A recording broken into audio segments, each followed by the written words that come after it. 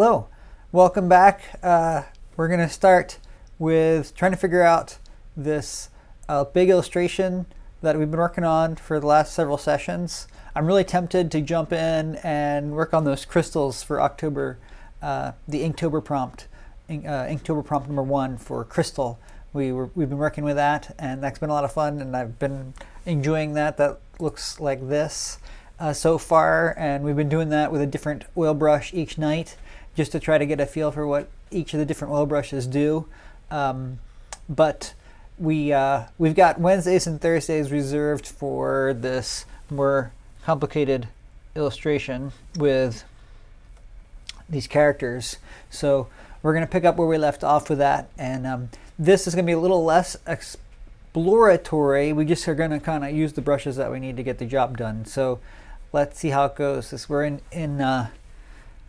going to do this, work on it for a couple hours tonight and see how far we can get. So I'm Dwehaus, and the point of this is to explore all the different oil brushes. There's over 2,000 brushes that come with Photoshop that you can use, and really most tutorials kind of gloss over how they function or only speak to them categorically, and or they do like speed paintings where you don't really even know what it is that they're doing. And so the idea of this is that we just sit and work quietly together and figure out what they do and how they work, right? It just takes practice. It just takes time. So let's do it. Let's dive in. So I'll try to call out all the finger commands as I'm using them. Where we left off last time was with some wonky anatomy. We were trying to figure out the shadows and figure out the proportions of the arm. I meant to look up some reference for us, and I thought I had some open. I should have looked for it before you all got here. And I'll also try to keep an eye on our chat. So thanks for joining me. I'll throw in a quick hello in the chat. Feel free to introduce yourself and let me know where you're watching from and what kind of projects you're working on lately. If anybody's working on Inktober, what you've been doing. So let's see if I can find some reference for us.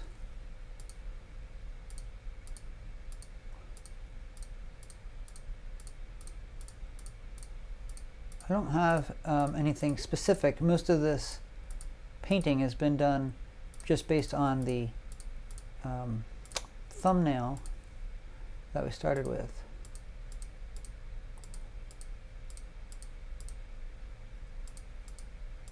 No, I don't see that reference that I had up earlier. Oh, there it is. Okay, so we've got that if we need it. All right, so let's go ahead and see if we can resolve this arm issue. I'll show you just as a quick overview, if you haven't seen before, what it is we're working on. So when we do the illustrations, when we do the quick, like 30-minute sessions that I do on other nights of the week, we try to do it in more of like a plein air style, which I realize is an oxymoron for oil painting on Photoshop, right? Because there is no such thing as plein air in Photoshop. But the idea of working on one layer, the idea of blending paint on paint right in the canvas, that's what we're doing on other nights of the week. But for this illustration, we are using all the capacities of Photoshop with layers and selections and everything. So we started out with a pencil drawing illustration, and then from there, turn it down a little bit so it's not inhibiting our ability to paint. From there, I laid in some gesso texture and the sky. And what we were really trying to accomplish was getting a real painterly quality in the brush strokes. And this has been a learning process, just to kind of experiment with each different brush and see what they put down. Some of them have this canvasy texture built into them, and some of them are kind of more smooth. They almost look like almost like a traditional brush that you might see in Photoshop.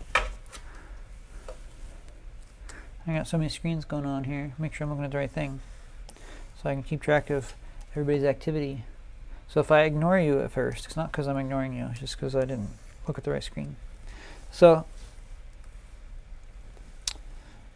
next, we experimented with some grass. I might redo this grass, I might change it up a bit, but for the moment, it's what I've got, and I started to play around with some lighting and shadow, and we even started to lay in a little bit of highlights across the grass. We probably want to implement this more as we fill this out.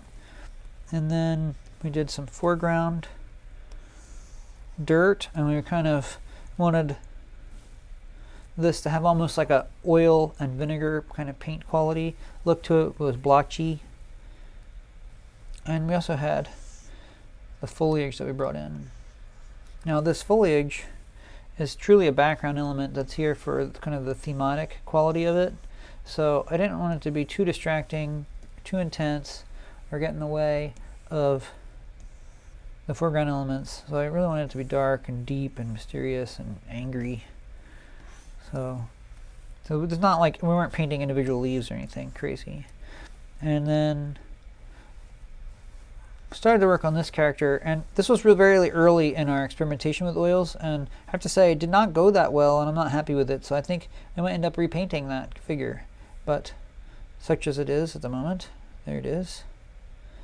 We then layered in the other figure,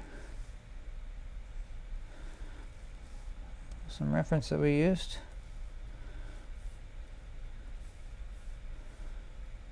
So there was his shirt and his tunic. And remember, what we're doing is we're building this up in layers. So we started with a base color, and then from there layered on some shadows, and then finally some highlights. So let's see if we can fix this arm. So the way I'm envisioning this arm laying out flat and kind of twisted, see if I can find any convenient reference for us.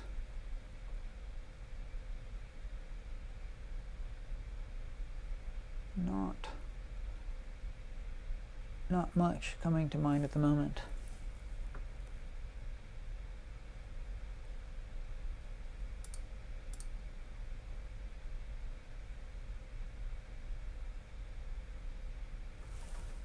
I think what needs to happen, let's turn off our instructions layer.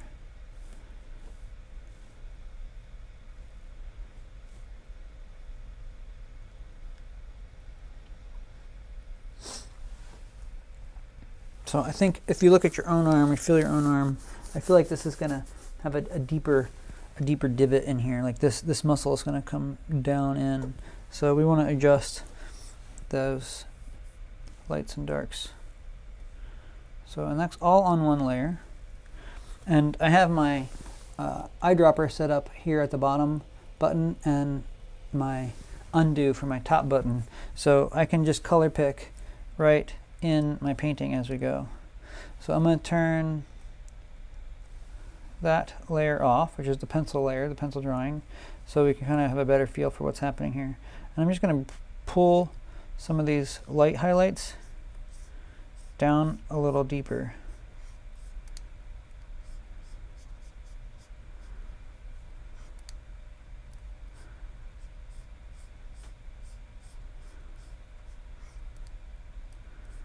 Now we're using mixer brushes for this. So normal brushes are this top one, next to finger command is B for that, but we're using mixer brushes. So this is a little bit different. This is going to cause our colors to mix right in on our canvas as I blend them, as I put them on. And instead of this set of color pickers here on the left, we're using this color picker, which is available to us when we're using the mixer brushes.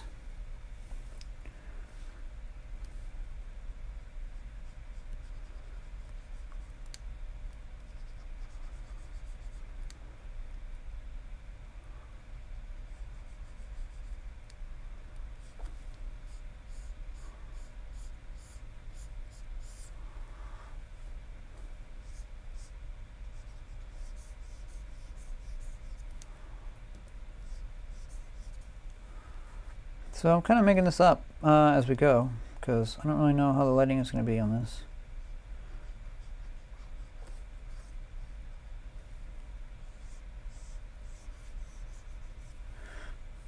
I think.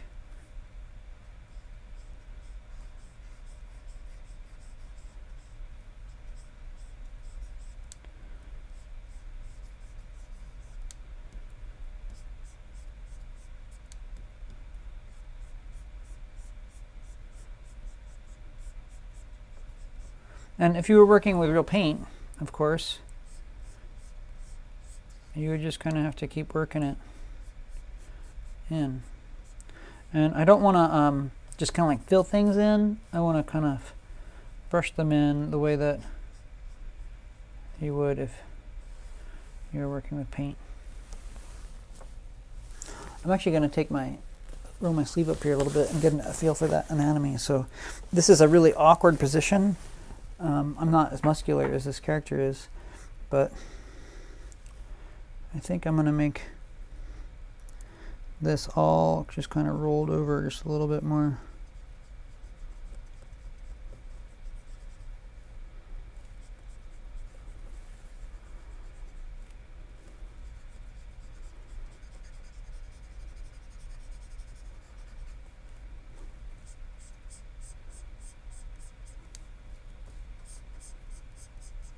So where are you all hailing from?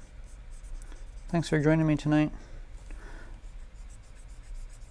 I do feel that doing these live streams and talking things through and having people's feedback, I think is a useful process. So it's fun for me to have you all join.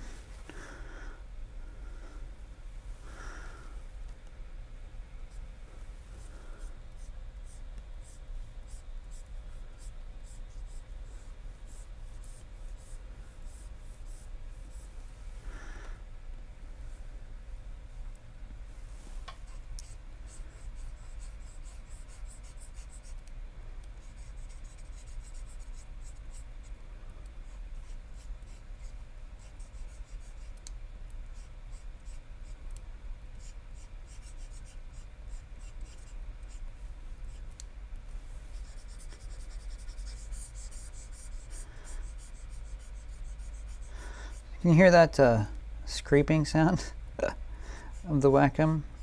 Classic kind of Wacom sound.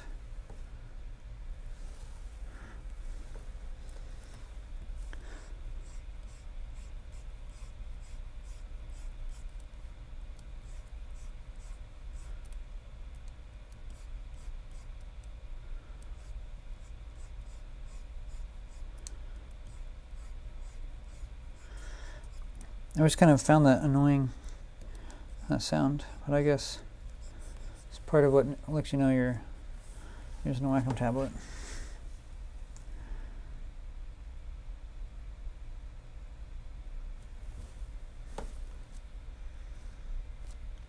I kind of also think that, I mean, this was the anatomy of the original drawing, and I have to say I like the original drawing. Let's just turn this off for a minute, see if we can see it. Had a really extreme kind of muscular quality, but I don't think it's anatomically correct sufficiently. So I think we need to address that, and this is the time to do it. So spacebar allows me to temporarily turn this into a wand or hand tool. So any tool that you're using. And I think I'm going to pull this down a little bit. Now right now it's limited to this shape. So if I want to paint a bigger shape, then I'm going to have to actually edit this shape first.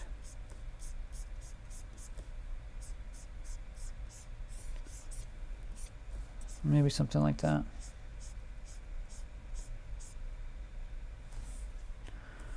It's a little better.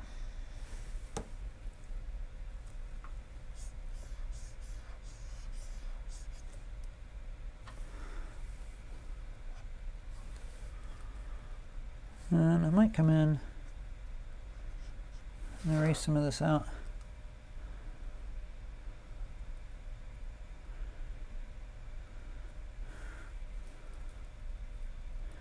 I can adjust my brush size with my open bracket and close bracket, and I can adjust my hardness with open and close bracket with the shift key, if you guys aren't familiar with those finger commands. So what I'm looking to do here is just kind of carve out a silhouette that I feel that I like better.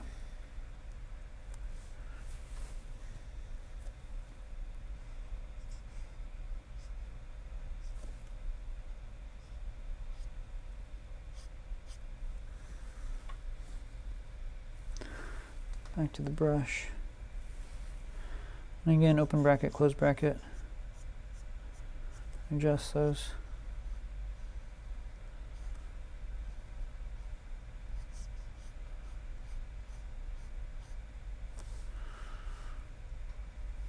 It's kind of such an awkward position that in a way we can get away kind of with whatever we want, because it's not really a natural position, right? He's not really laying here in a natural position intrinsically, clearly. So now we can regroup this down, Option G, and let's turn this back on, Command Option G, group that down too.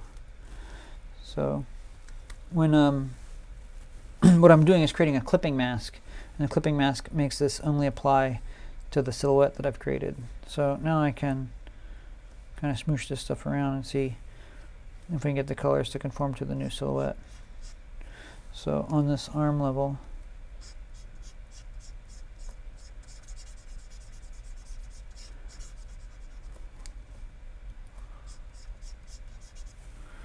brush back bigger again so there's a little more action happening. Otherwise it's too subtle. And I want a little bit of a divot in here.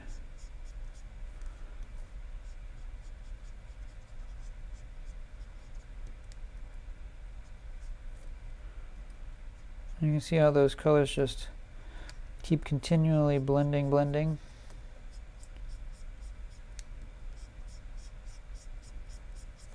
And then we've got the little bit of highlight on the other side as this is kind of fleshy. This is all kind of rough, and I actually don't mind that.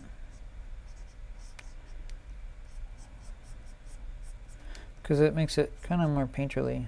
I don't want it to be like a hot mess. Painterly, like as in dithered. I mean, I don't want this stuff to be dithered, but I like having the brush strokes in it, and I like that it's not pure black. You can see using a bigger brush for this, make it a little softer.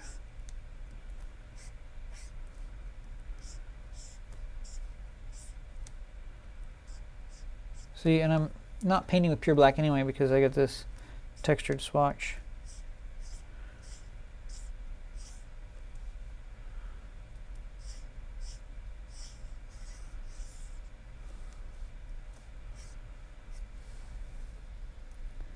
That's probably going to do it for me. So do you guys have styluses, or what do you paint with normally? I mean, you really can't do it without stylus, I suppose. Are you guys using Wacom tablets or Huron, or what is your tablet of choice? Or are you just in the tablet market? I think I'm okay with that for now. We can come back to it later. There's definitely going to be some shadow that we want to add. So we can come in under Abel's body and come in and grab some of this shadow. And I would have to grab it from all layers in order to get it to pick up what I want, which means I have to actually use the real life brush tool, because otherwise I just get, when I use the fake brush tool, it just that's like built into my stylus. It doesn't select everything there is to select.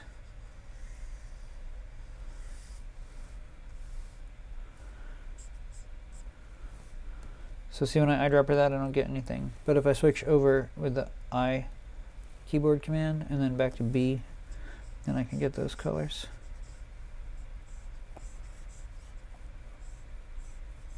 And now that they're laid out here, now I can blend them See how I can scrub them together.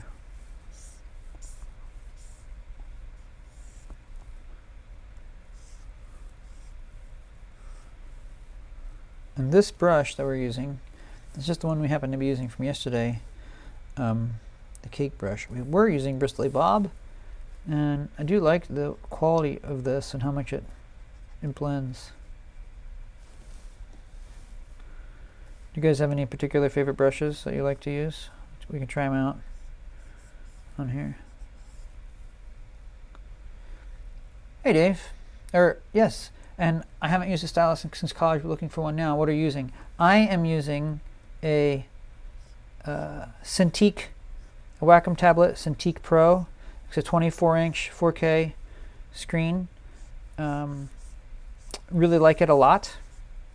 It has some quirks that you would think if you paid so much money for a tablet like this that it wouldn't have, but it really can't be beat. I mean, the other devices that I've used over the years are all excellent. They're all excellent, but I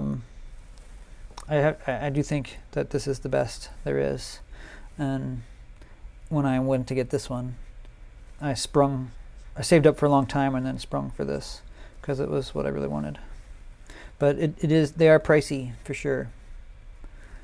And it also kind of, I suppose, depends on what you're going to use it for. This one has very little displacement, so, or that's not the right word, but like offset. So when I put my pen down, it's exactly pretty much on top of where I'm painting. It's not like I'm painting through a thick piece of glass or a thick piece of plastic. And this also has a really nice texture to it. I don't know if you can hear it. I'm with my mouse, my microphone close to it. It has like a scratchy sound, but it has a real nice texture, almost like the way paper does, like a Sharpie marker on paper has kind of a scratchy quality. It has that feeling.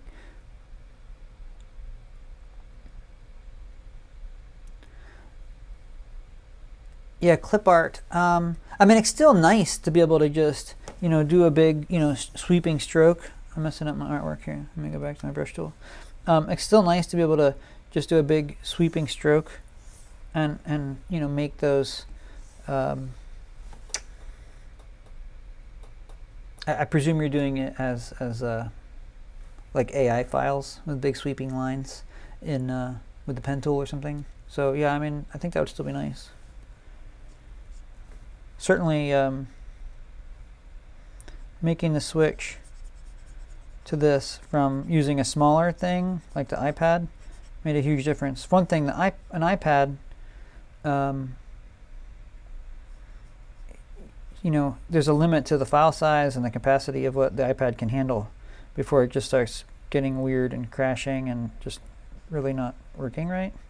So having this attached to my computer, now I've got the full computing processing power of my computer.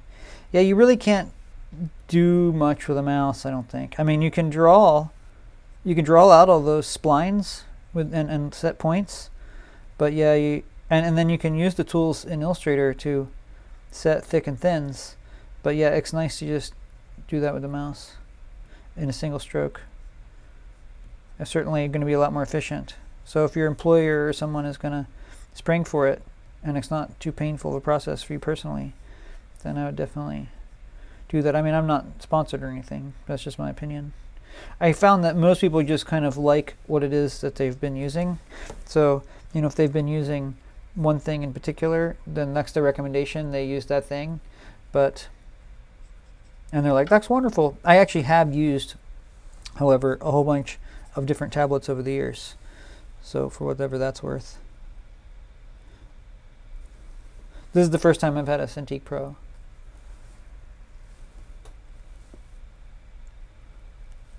I can't remember. I think it was like over $3,000 though, so.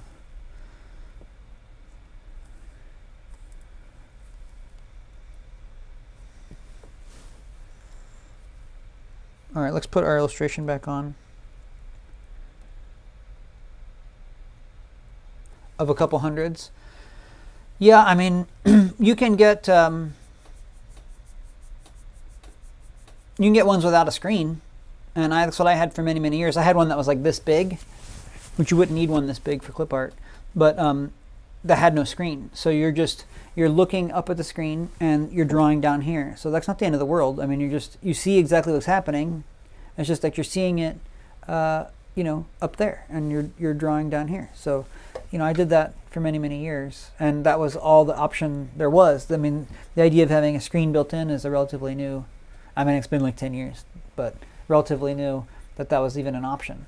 So, I mean, if you can get one with a screen, that's fine. But if you want to go cheaper, you can get stuff for several $100s that's maybe smaller and has no screen. That's totally within the realm of possible. I would just go to the Wacom website and see kind of what they've got and what you want to spend. And I mean, there's other makers out there too that are cheaper, but Wacom is kind of like the gold standard of tablets. So we ready to jump into this guy's face? Tricky business. Again, this face is so distorted and such a strange perspective. We can almost get away with anything, and if it looks awful, it kind of doesn't matter. And it was a good opportunity for us to practice the face and the figure. But let's see if we can't make it be halfway decent. I'll go ahead and put it on a separate layer just because I can. And we're painting under the shirt, so that's fine. And we're going to put it here, we'll say face. I like to keep things labeled as much as possible.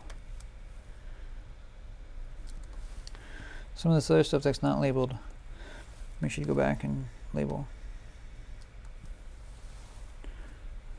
so we know what on earth it is. Actually, I don't even need this anymore. This was our comment about what to fix, so we can throw that away because we fixed it. We'll keep the wireframe for now. This is, yeah, sure, no problem. Anytime. I'm happy to answer questions if I can. Our lighting is coming, if you recall, from the sun, and the sun is coming basically off the top of his head. So there's going to be light glancing down off the top of his face, and there's going to be a highlight here on this part of the wireframe. So we can go ahead and start to block in some shadows, some base colors, and then last we'll pull out all the highlights. So I'll turn off our wireframe, come in with a brush, and see if we can pull some shadows. I know I'm going to have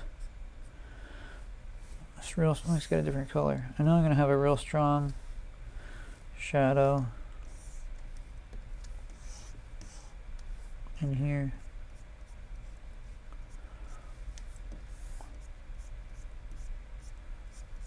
Under this chin. I got a pretty large brush, but I kind of don't mind as long as it's kind of scale appropriate to your working, to what you're doing.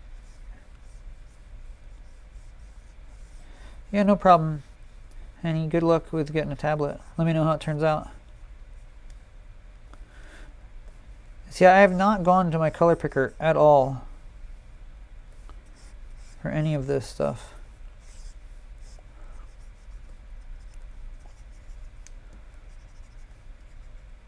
Because we're just working with the colors that are in the painting, which is going to give us a much more harmonious set of colors. If I went over here and picked colors constantly off my color picker, it would constantly be being different hues and you know, different chromatic values, different luminosity values. Those are going to end up being kind of a chromatic dissonance, and that's not going to be pleasant.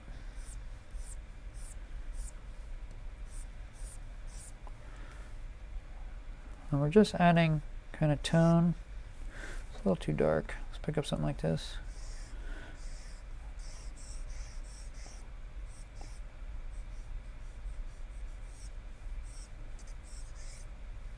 Now, this has a hard edge on it in our original thing here, so let's see if we can fix that. It shouldn't have anything hard. And we can see here the pencil drawing kind of has a nice swooping curve, but our base layer does not have a nice curve, so let's resolve that.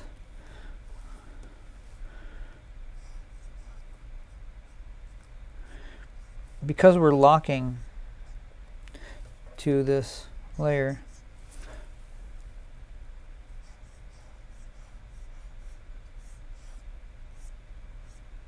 whatever's in that base layer is what's going to end up in our actual finished painting. So we need to have that kind of carved out to be the right shape. So now we come back to Abel's face here. See, and that's already like massively improved. I kind of like this real thick, I guess it is a trap. I don't know what's the name of the muscle there. I don't know my anatomy well enough. But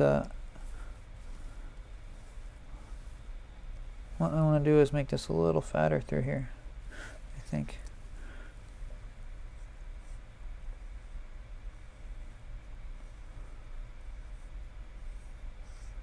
And everything's sort of like bulging and just contorted.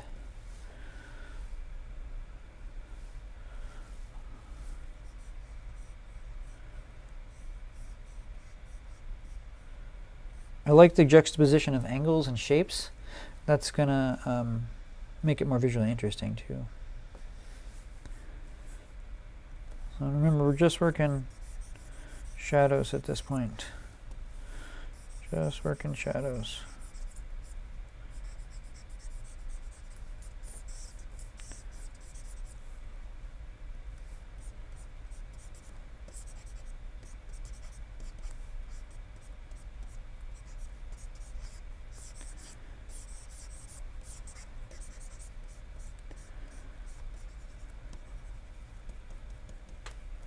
There's going to be a strong kind of shadow underneath the cranium here. And then there's going to be some cast shadow too of the hair and stuff. And none of that's really very well defined at this point because the pencil drawing isn't very clear. So, but we know that there's going to be some lighter areas up here on this ear.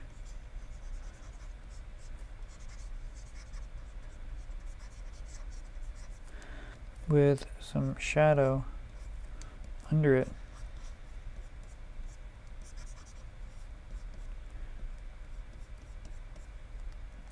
And I'm not really convinced that this all has to be super defined.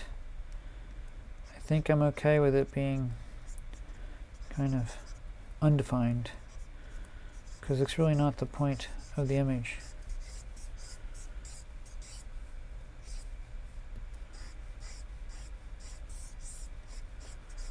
So if it's a little unclear, I think that's all right.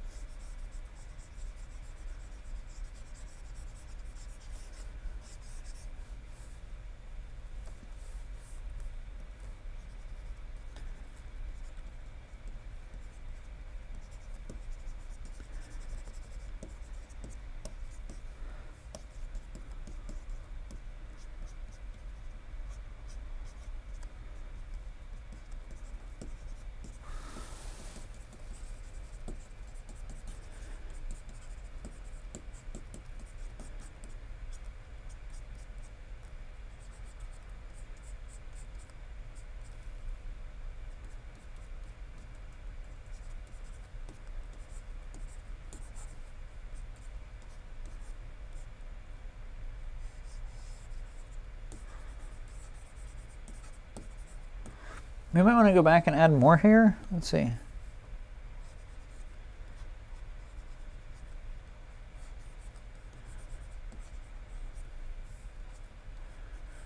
Kind of depends on what the hairstyle is, which I didn't really define too clearly.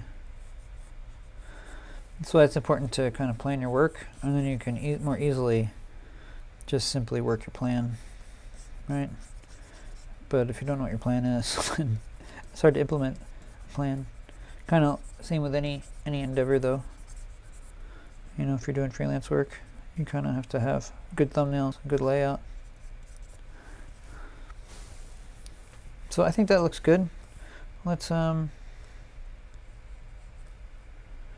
bring in a little more hair there.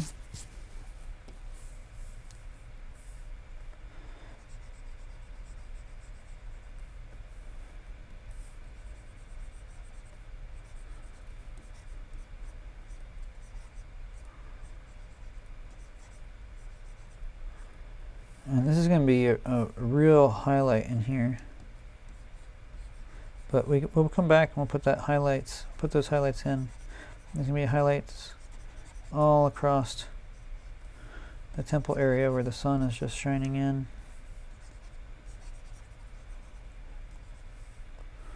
And there should be some just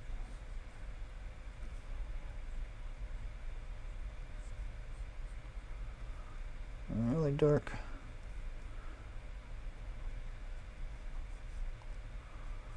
business here. And this is going to roll around into more shadow.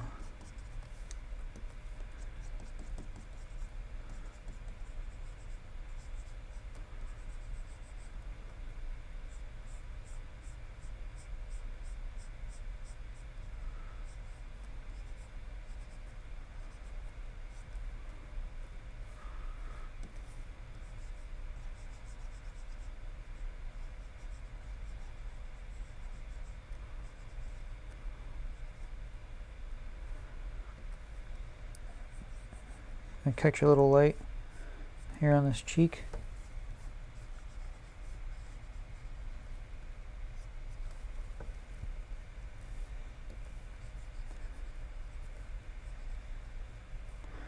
Be dark up in here by the nose, right in there.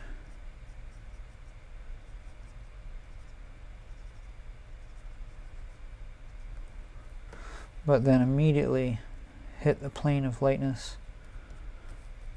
And then the nose under here is going to be mostly dark.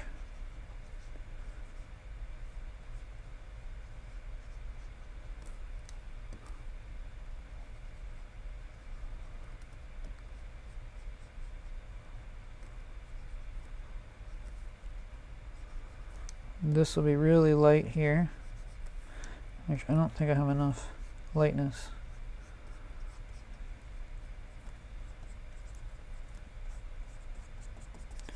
Up top here, but we'll come back. We're going to add highlights totally as a separate endeavor.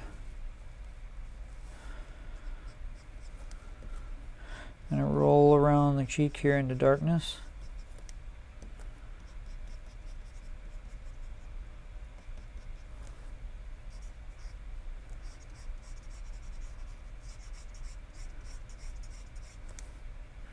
Probably make the brush a little bigger now. I'm doing a bigger area, so it's nice to work in a little broader strokes.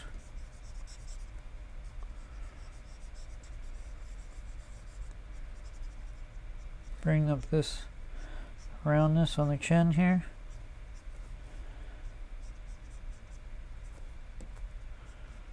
And then fade off into the dark.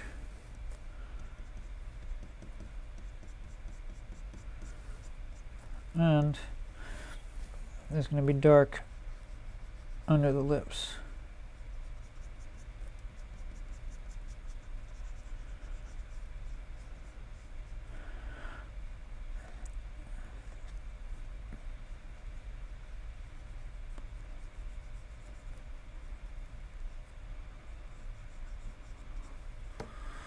And we can probably bring in a strong highlight, but we'll have to do that when we do the highlight layer. It's going to be dark here again.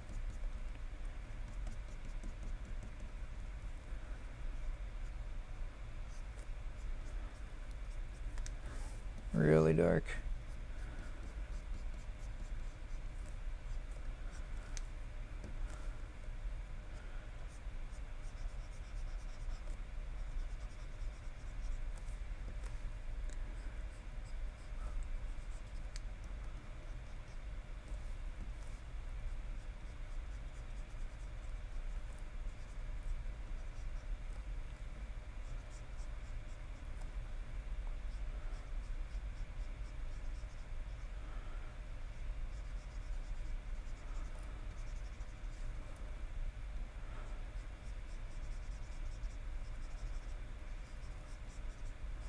So I'm just building this up in planes.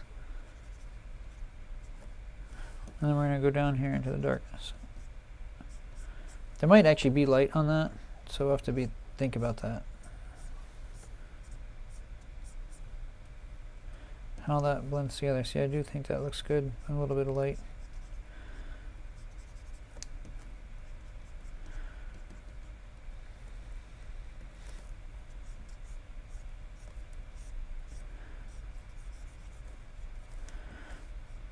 A little under this cheekbone. What do you guys think? You're sitting here with me. This is a group project.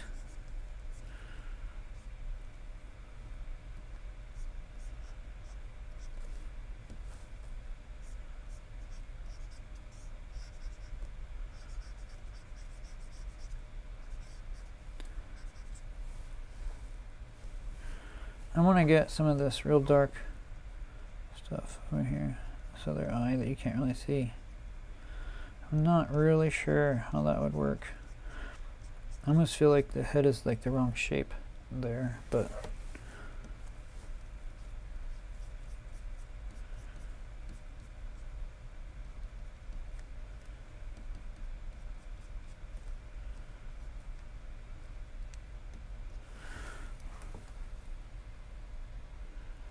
looks pretty good though.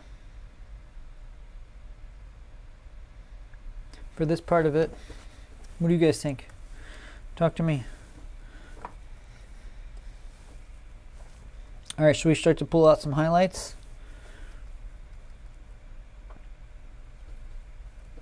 So I'm thinking we're going to use a really bright, warm color.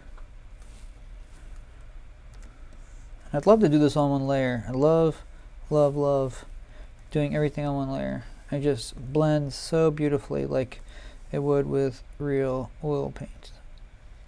So as a reminder, if you're just joining me, we are using some of the 2000 brushes that come for free with Photoshop. Kyle Webster designed this whole mega pack of brushes that includes the paint box, and there's a whole bunch of brushes there, and they all work differently. Those are all normal paint brushes. However, what we are using is down here at the bottom. If I can even find them, there it is.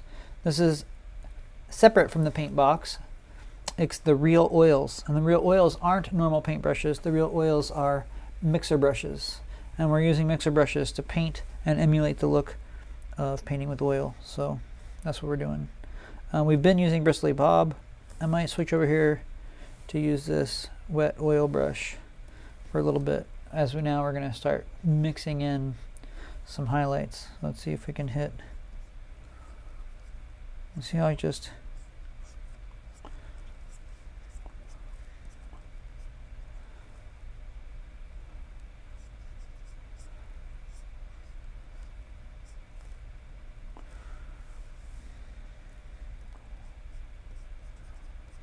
blending those in. I think I want even a more intense highlight. Let's pick out of colors we've already got.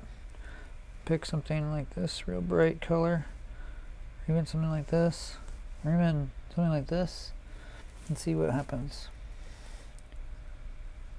Because we're using colors that are already in our painting, we're going to get much more homogeneous results. I want it to be a little warmer. I could even pick right out of the sun. You want to do that? Just boom. Pick something like that.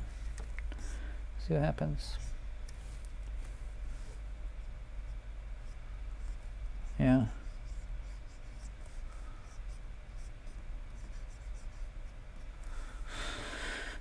All right, and then let's hit his forehead.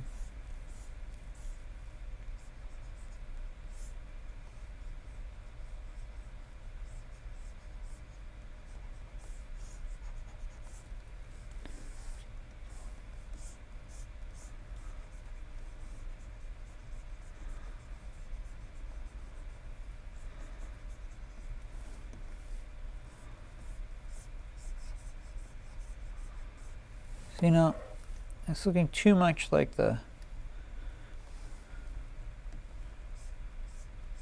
background. I don't want it to blend into the background. We might even have to change the color of the background so that it doesn't blend in so much.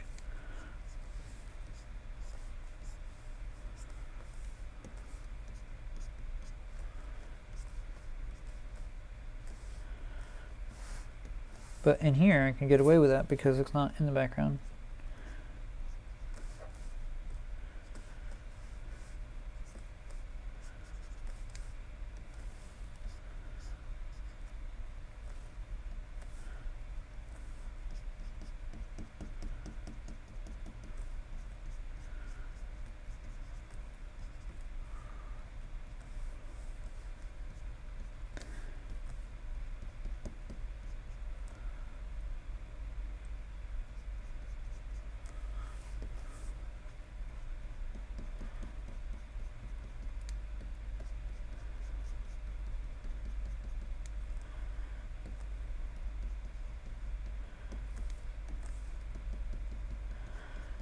Layering on,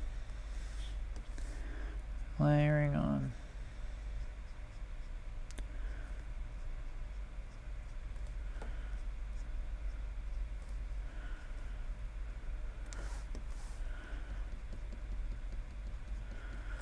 I can always reshape. No, it's what shape it's in.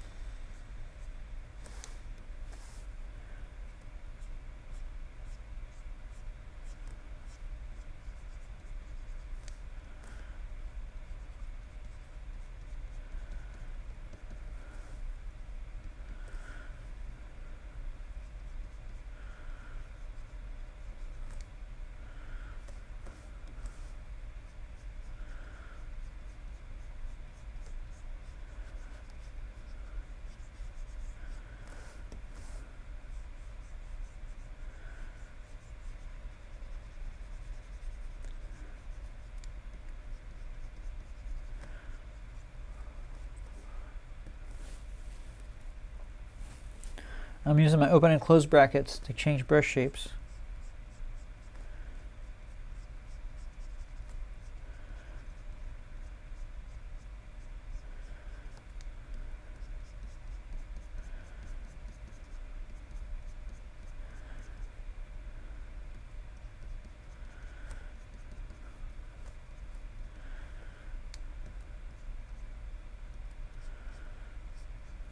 I really like some of this warmer color that we have over here.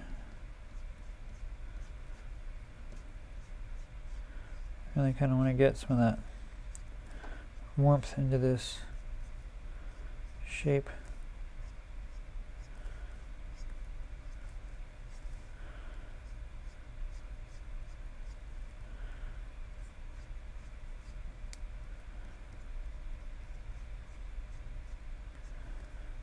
If I can.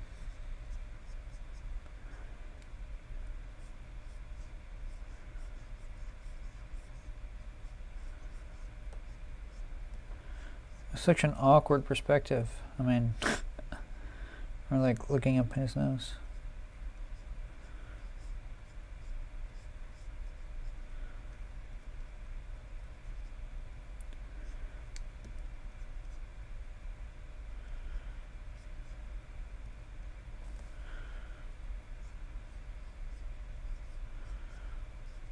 It's also dark.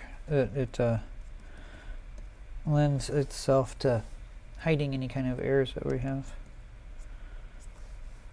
which is good.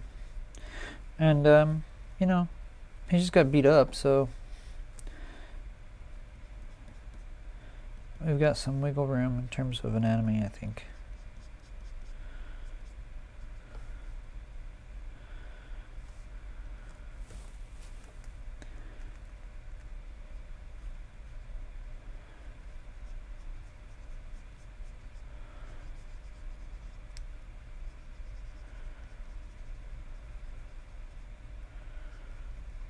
Just keep changing your pressure, changing your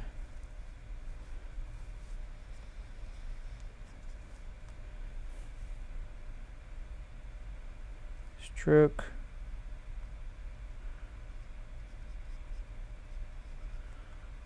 Might be a little light hitting on these lips right here.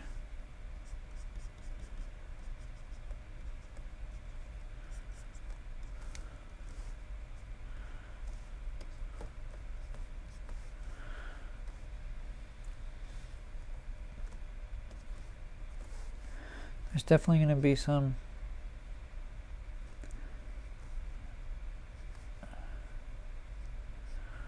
here.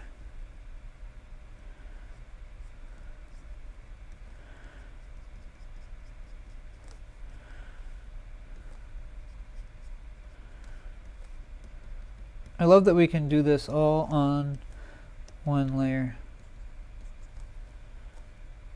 All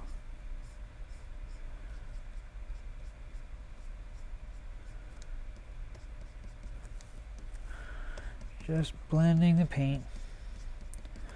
It's kind of like Bob Ross, just happy little accidents. I feel like his nose is like messed up, but I feel like that's okay because his nose is messed up. I want to come in. I don't normally ever add pure white to anything, but I really want just a really strong highlight.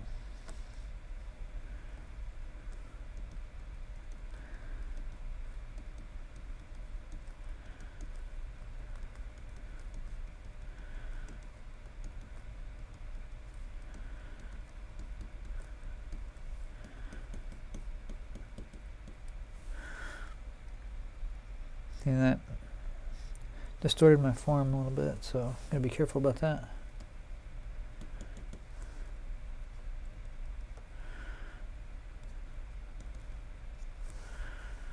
I really like this warm colors. I really want to bring out that warmth and fleshy quality. Let's pull this color, so I just eyedroppered this. Okay, and then I'm gonna come up and over and a little warmer. Let's see if I can just put a little bit of that. See, that does not look good. See, just color picking right out of your own painting almost always gives the best results. So I've got this warm color right here. Let's see if we can't layer that in. I'm gonna actually make a new layer and layer it in right there and right there, and then you just kind of feather it out,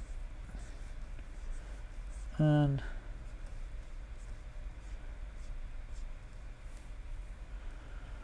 I'm going to use a blend mode, so I'm going to hit V for move tool and then Command Option Shift plus. I'm just going to see what I can do to change the tone of that a little bit. So Option Shift plus,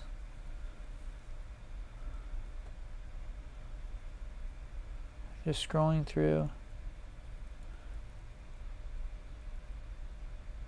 See there, that's kind of what I'm looking for. That was color. I don't mind something like that, but looks obviously super intense. I don't mind it though necessarily. Now if I'm going to switch over to the eraser tool, we can pick a different brush to use that, and I'm just going to use a normal brush and just gonna feather that in a little bit. I'm okay with that, I think. Zoom out a little. I think his ear is sticking up too much. It almost looks like his ear is flat on the side of his head and the rest of his body is not flat. So we need to lay that down a little bit. So let's go back for B for brush. We're already back in our real oils. We're going to be on the face layer. I'm just going to push this back down a little bit.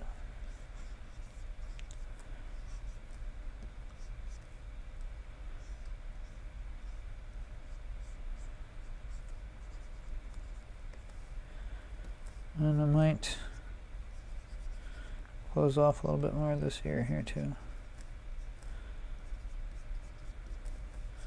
Just kind of flatten that all down.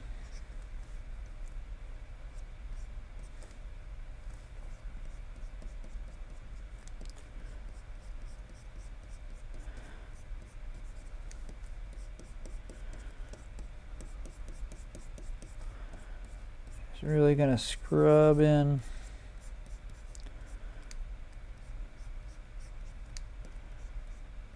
the shape that we want and the lighting that we want with the paint that we have on our brush.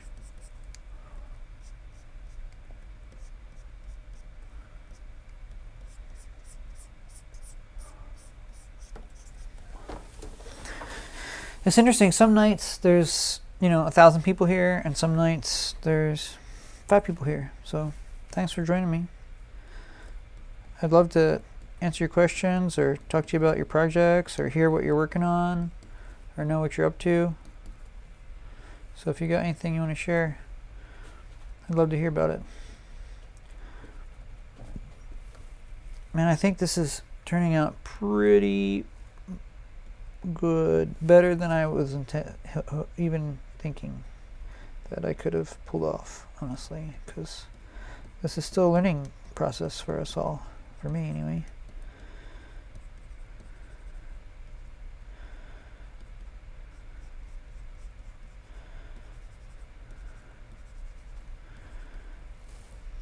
I think I want to make his head a little bigger right over here.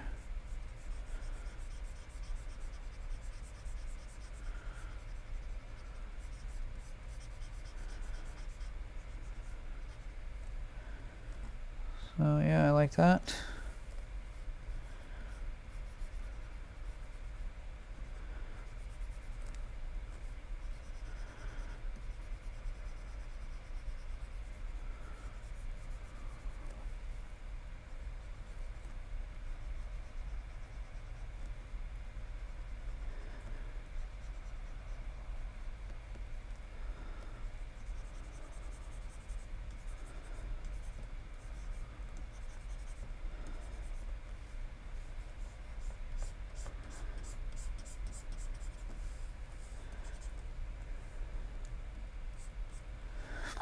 Now we put this stuff there and it made a strong shadow. I want to get rid of that a little bit, right in here. And then we're going to soften that up a little, I think. And then we'll go back to brush, B, pick this up and put it in just kind of where we want it.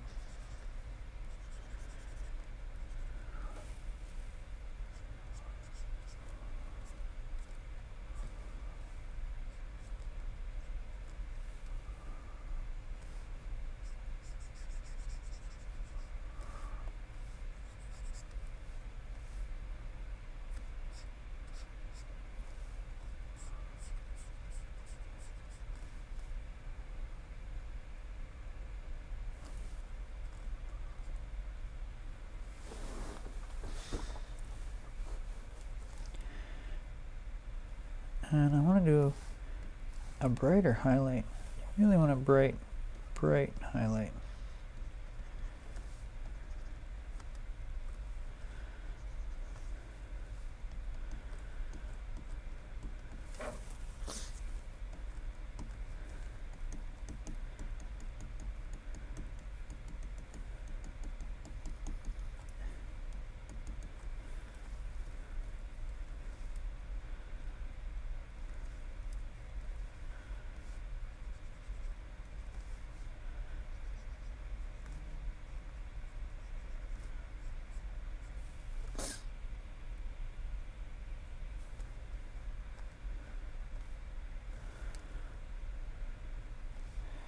I think that looks good. Let's see.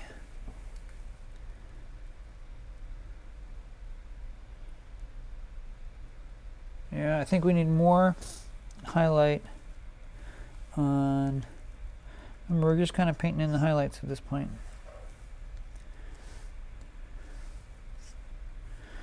We need to be on a different layer though, I think.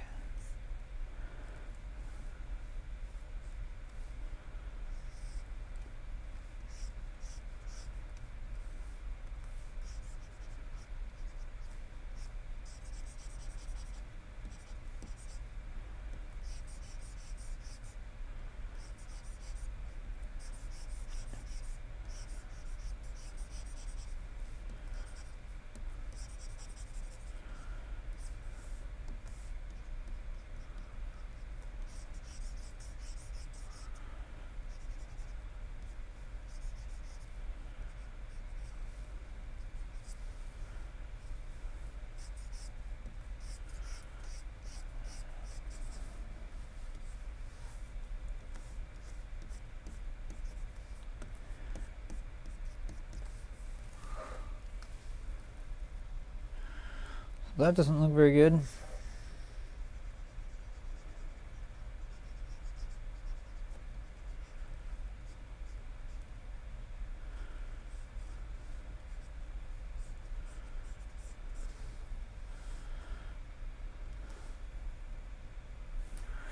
I think, what do you guys think?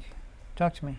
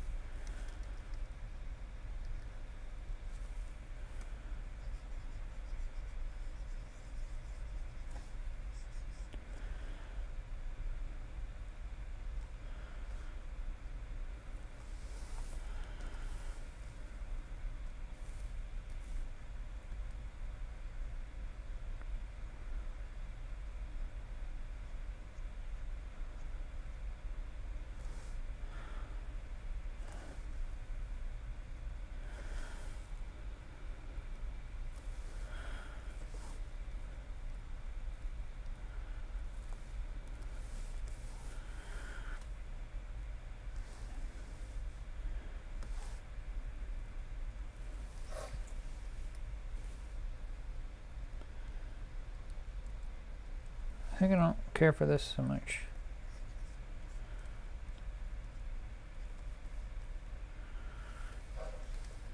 But I think I'd rather paint over it than undo it, because I think there's something good there. It's just like the wrong color.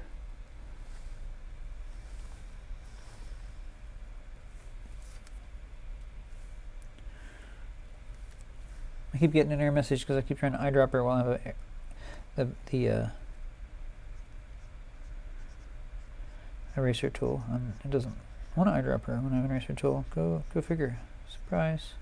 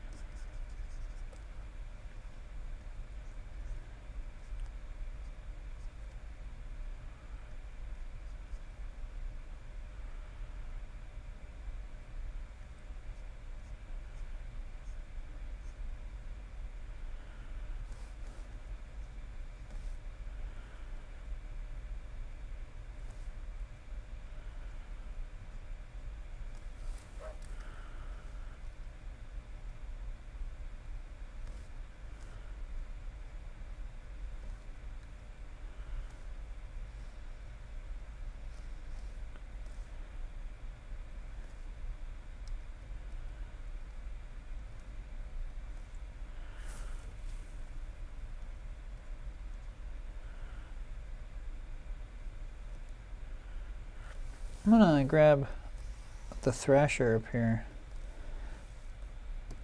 This is part of the non-oil tools. See if I can just blend a little bit of this out.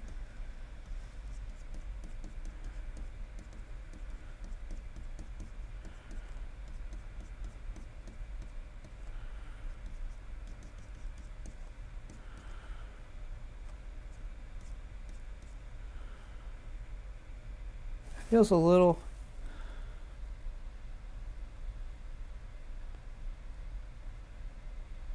flat to me.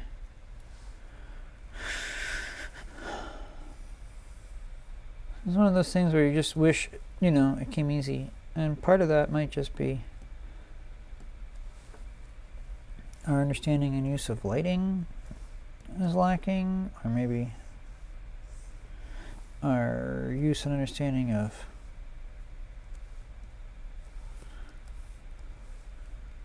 anatomy is lacking. Something's lacking because it's not quite pulling off.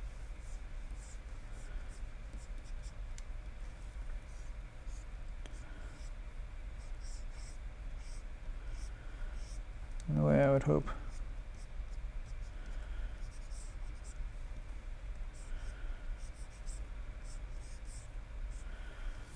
I think there'd be a highlight on his jawline, honestly.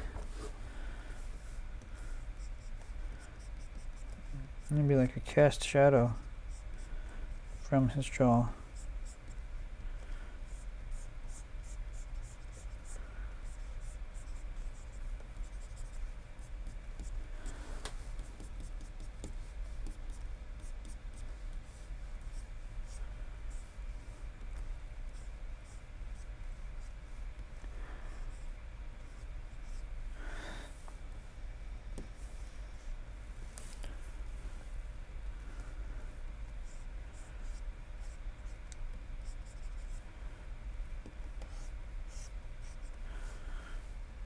See, that's not doing it for us, though.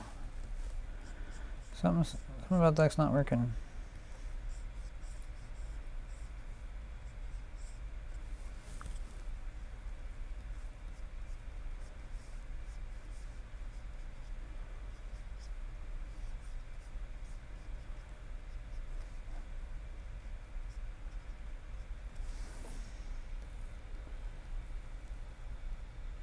I think I want to get rid of a little bit of this highlight. Maybe too much.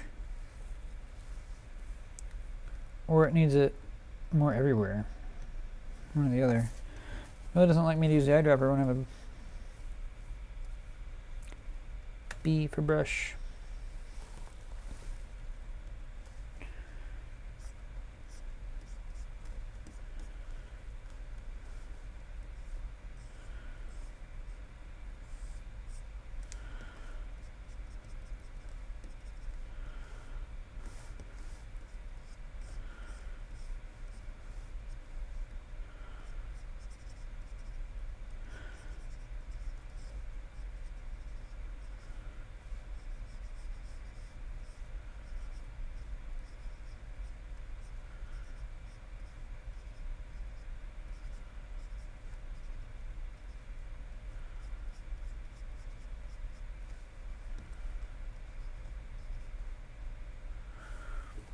No, I just kind of totally screwed that up, so.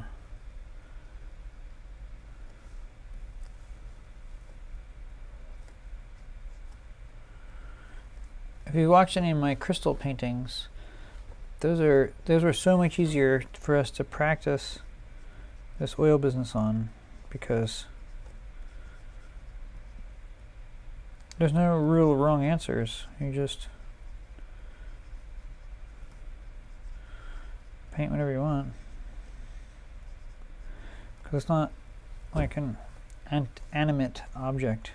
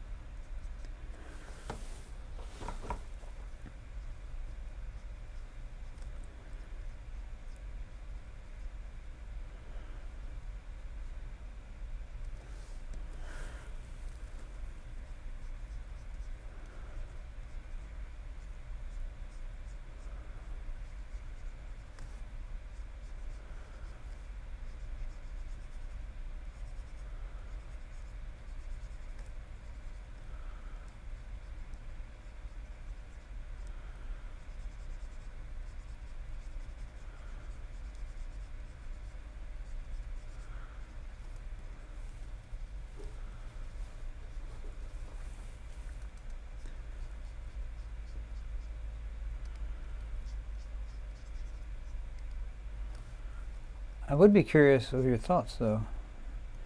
If any of you are brave enough to speak up in here.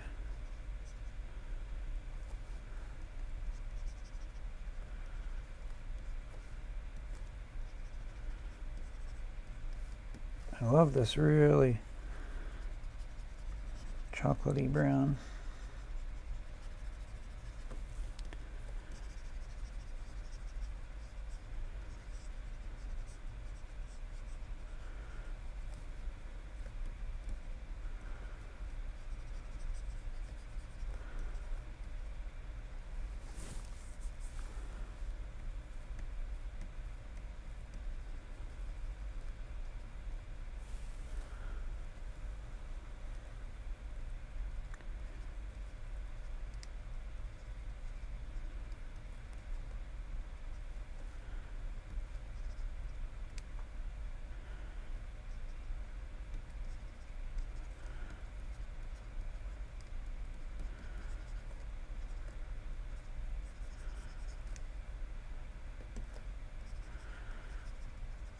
Just has so much more depth to it.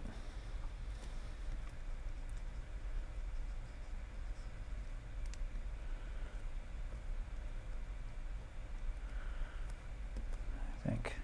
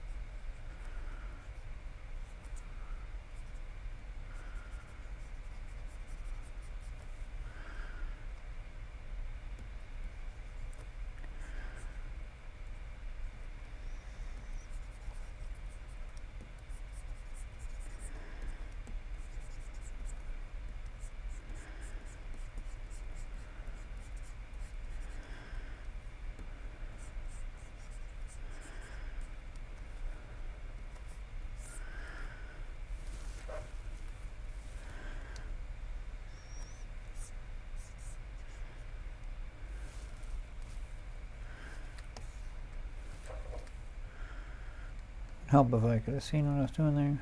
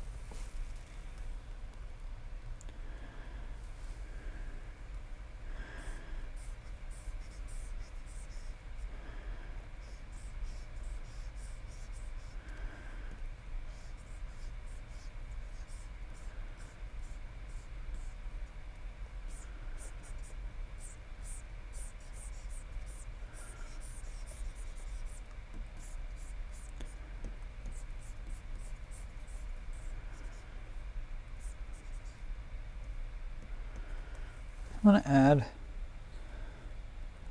a little bit of coolness to this if I can.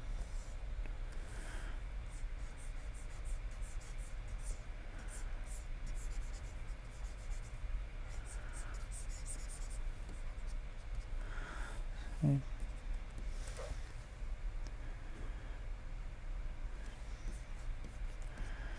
Right now everything's very warm.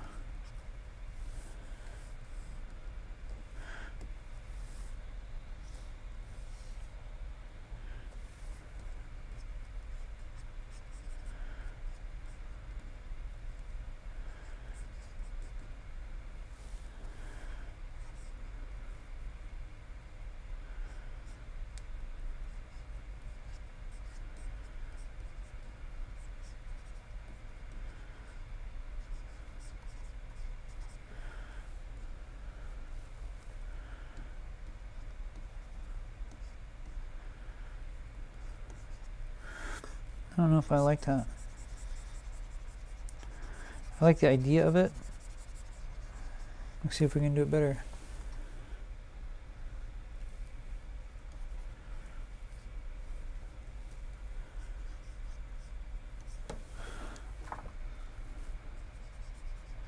Paint really lightly, and eyedropper kind of the mix of the two. Something like that, maybe.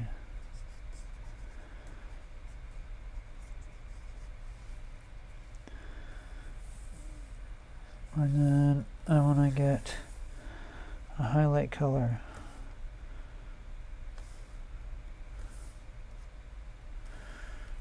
Maybe a really reddish.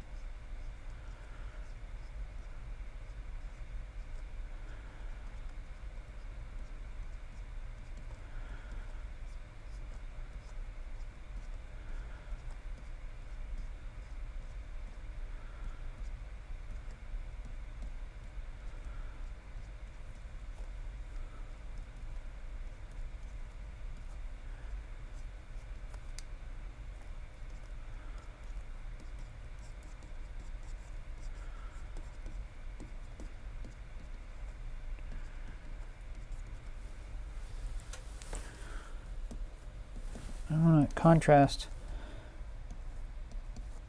these highlights with darks.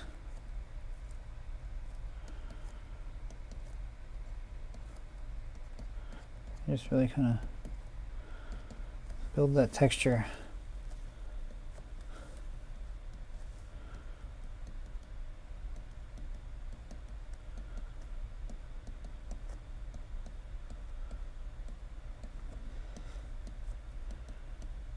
What's hitting light, catching light, and what isn't.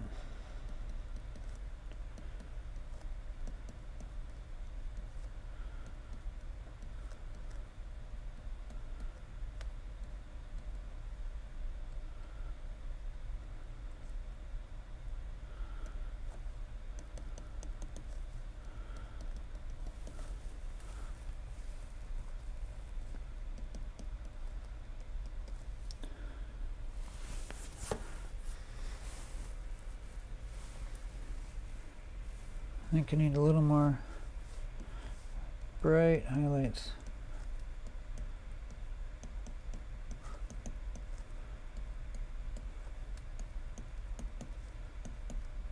Up here, I'm going to come in and hit this with something different, see what happens. I think I might actually need to use a brush that's not a mixer brush, because I need it to actually not mix. I need to just simply apply some highlight So I like this real strong highlight. So if we come back all the way up here, let's try something like this.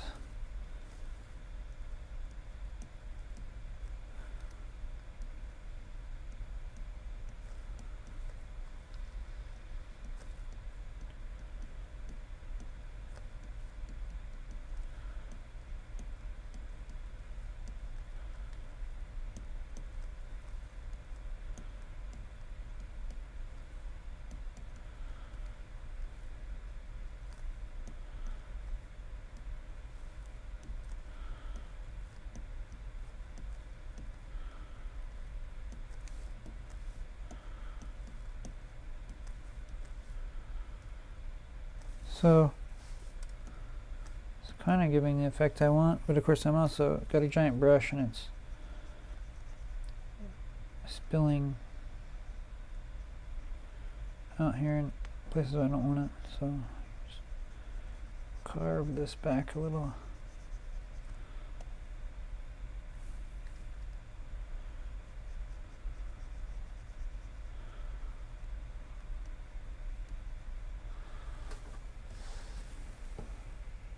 I don't know, I might come back to this and work on it more later, but I think I'm going to let it be for now.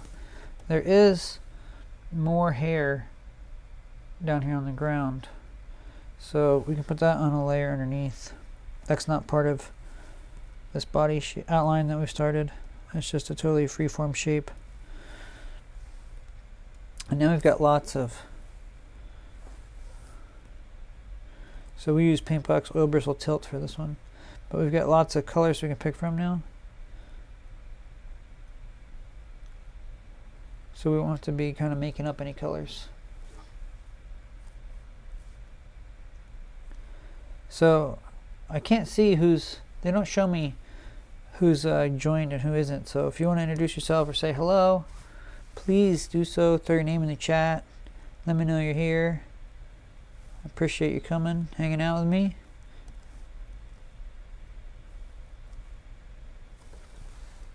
Okay, so there's some additional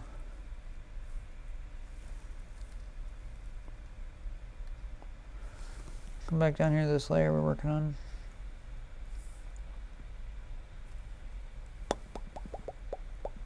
Right here. We'll label it so we don't lose it. Hair, disable, back of head. Hair.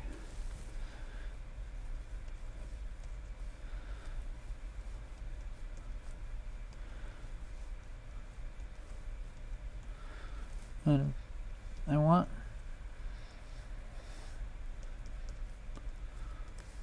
this to kind of, it's amazing how the pencil drawing just really makes it come to life.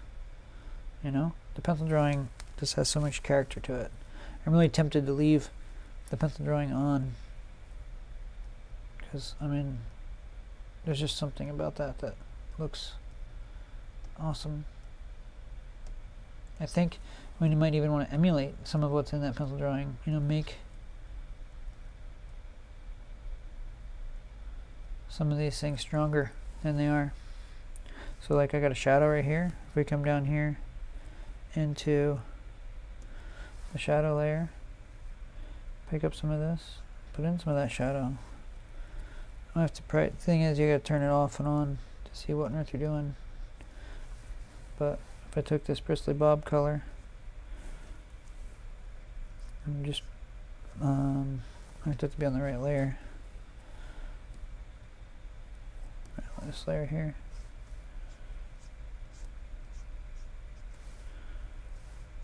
And then let's see what else.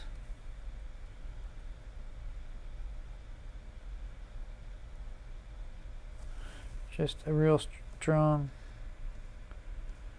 shadow here.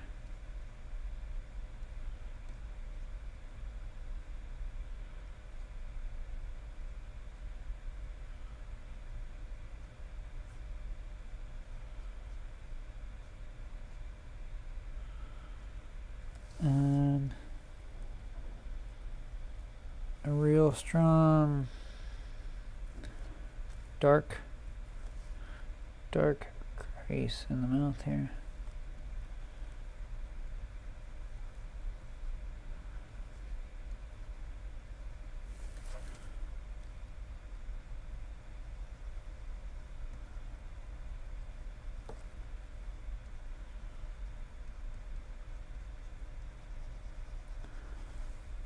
Really helps define that area. And then honestly, I think we need to blend this up more.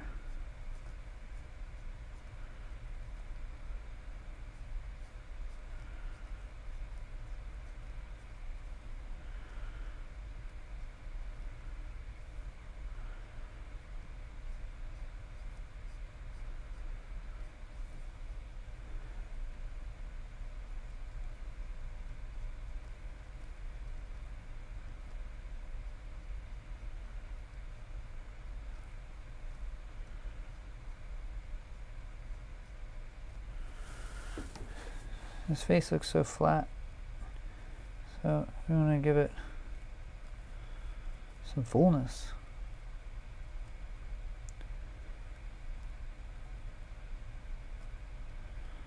Some dimensionality.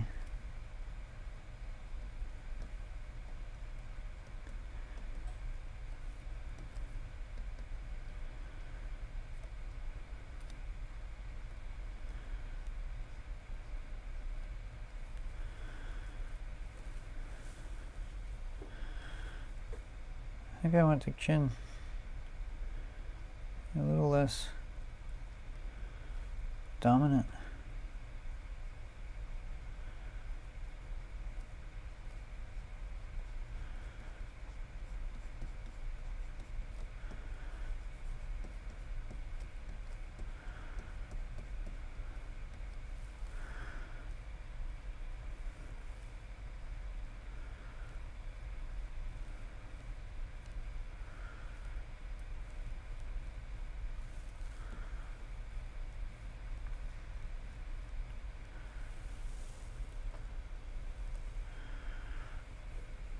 Let's see.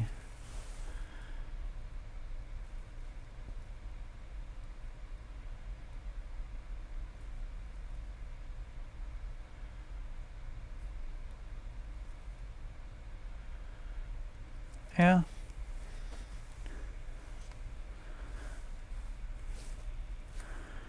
I think this needs to be a little less dominant too.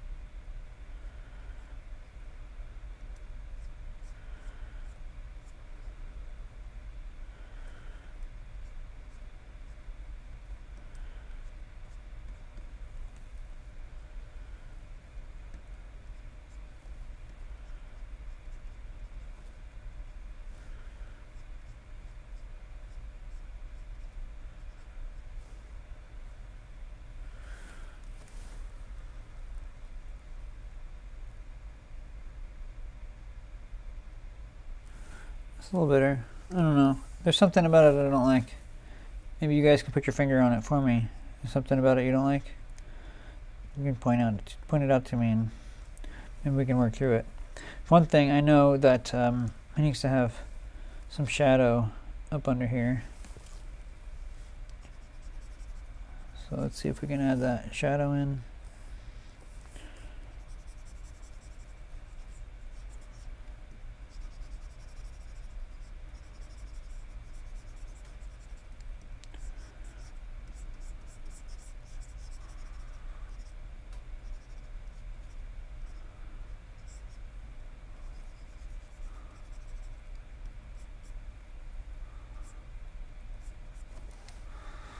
Well, that helps a little bit, but that's not really solving the face problem.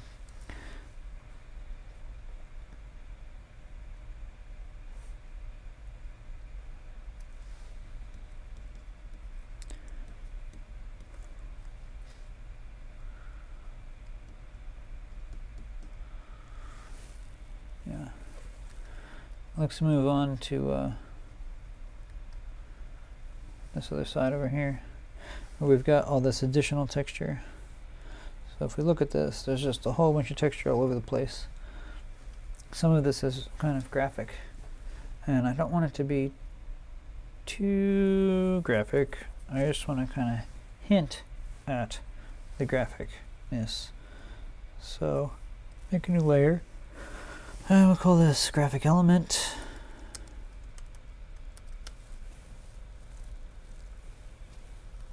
Oops. Graphic element. All right, and well, I'm just going to use the oil colors.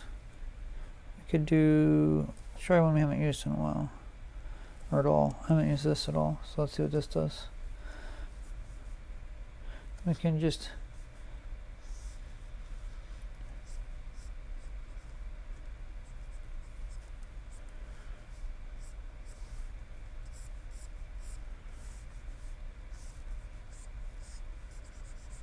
let's turn this off up here. Let's see what that looks like. So it's kind of doing it for us. Let's get some additional color here. We can eyedropper some of this dark red.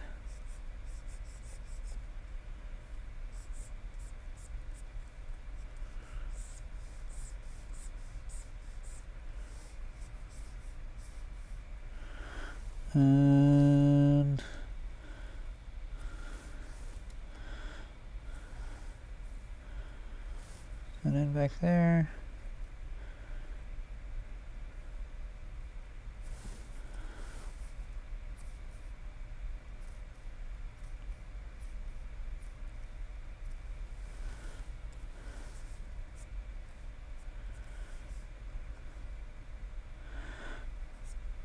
I'm not sure how intense I want this to be. I kind of want it to be pretty subtle. I mean, I want it to be there, but I don't want it to be like traumatizing.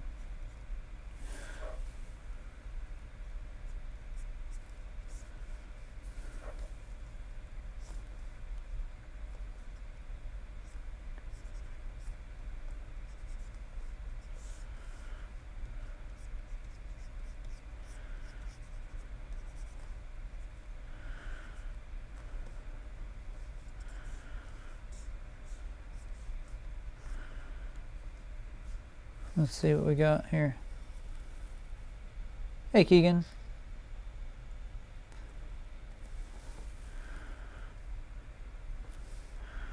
Yeah, so something like that could work.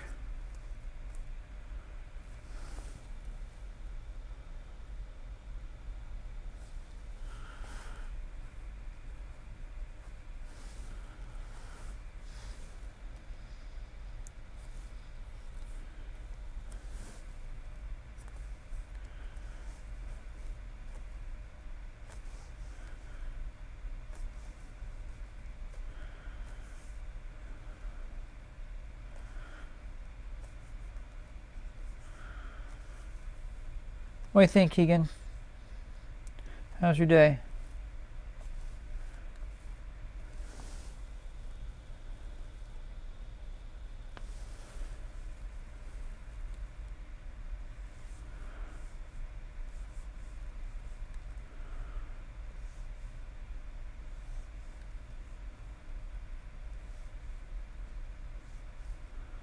I hope I'm pronouncing that correctly.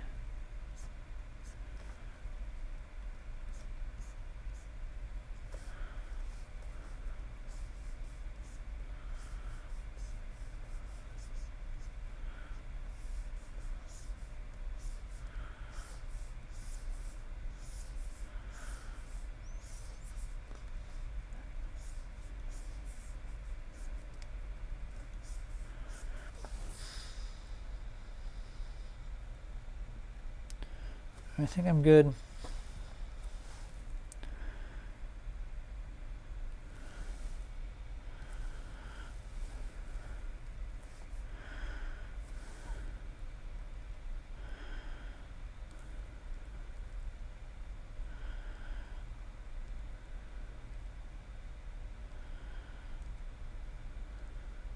Kind of like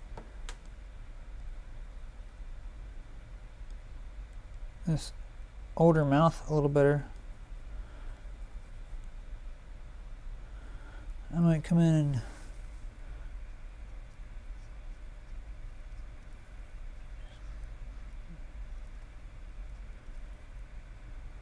just do that.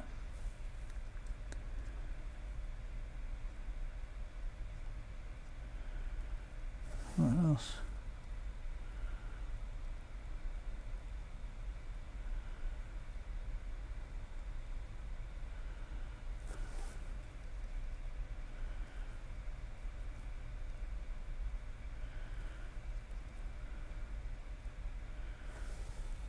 What do you think, Keegan?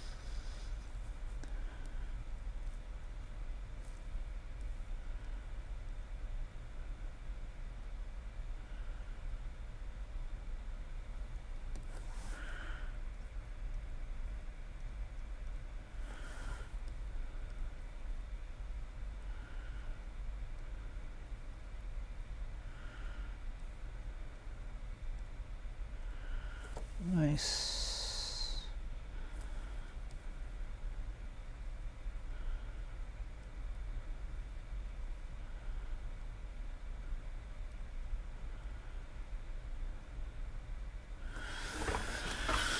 I think I'm good with that. Now, there's some splatter and some other things I'd like to add at some point, but let's keep those kinds of effects until later. We're getting real close on this. I think I'm going to take on the clothes, the tunic layer, no, not the tunic, the shirt layer.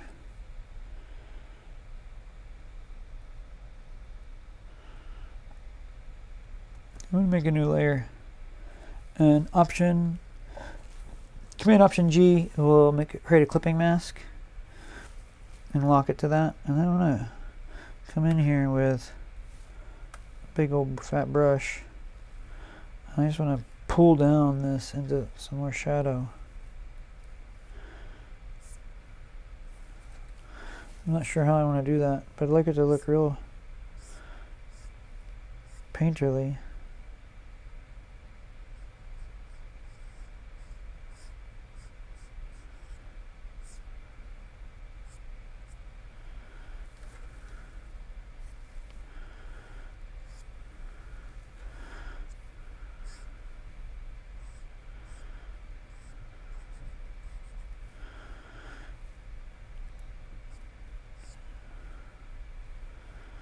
Let's try V for move, Option Shift plus. Let's put that in the multiply mode.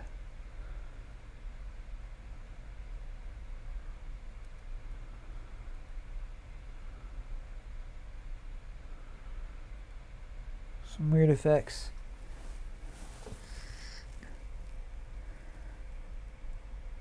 Multiply is what I was thinking. I don't know if I like that though.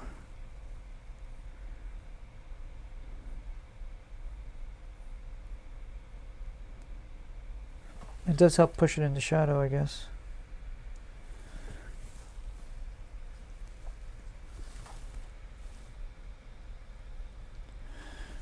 It's definitely more shadowy, like that. And let's take some of this golden color and put that on it as well.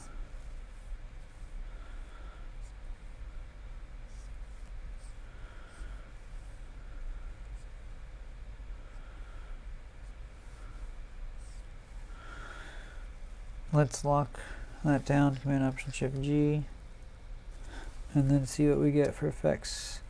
V for the move tool,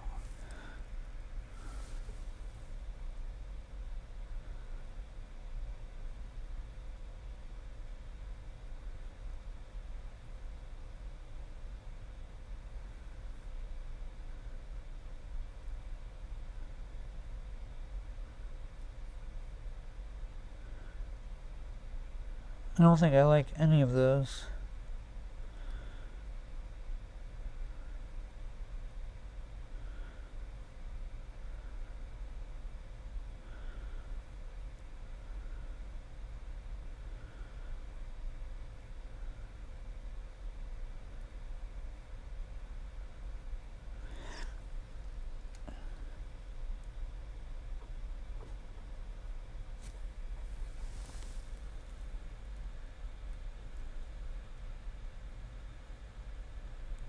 And that adds a little bit of warmth to it, but we got to get rid of it in these shadows.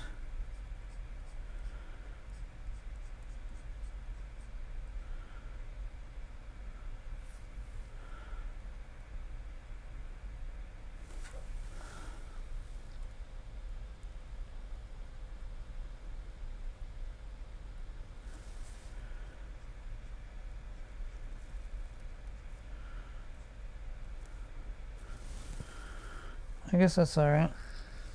I'll leave that there. So this is going to be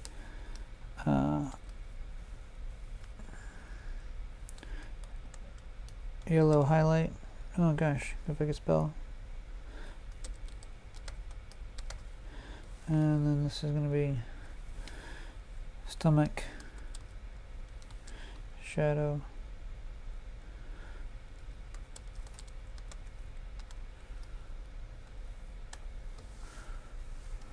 Alright. I think I'm okay with that. It's 8 o'clock.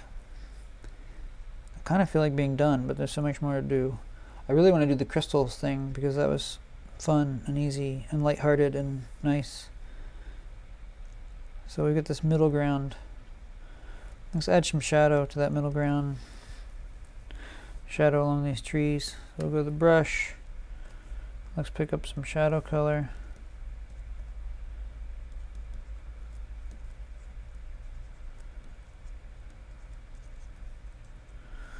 Let's put that on multiply, I guess.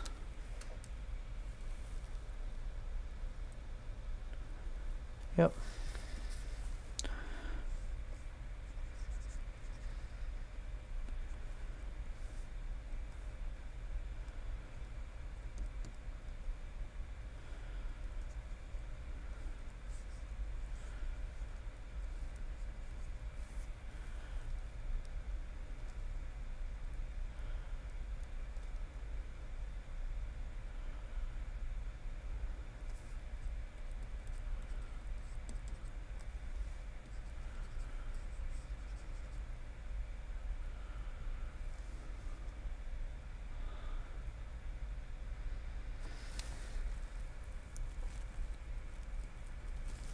I think the issue with me for this face is it's just so swollen, sunken in.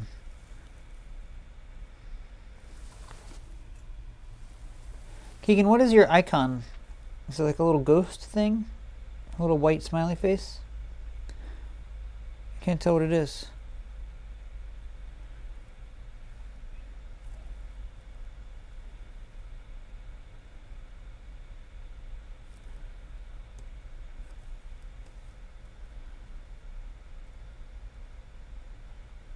I'm just going to come up to a layer on this face and totally try changing his face anatomy. Instead of being all sunken in like this, let's try making it so that it's puffy, almost like swollen. We're just going to get rid of that shadow, really, is what it comes down to. Let me make a much smaller brush.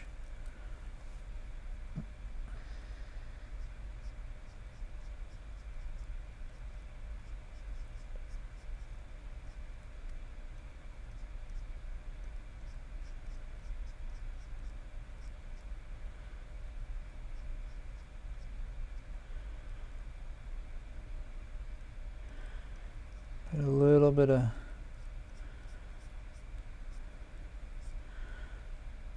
right there, but then all the rest of this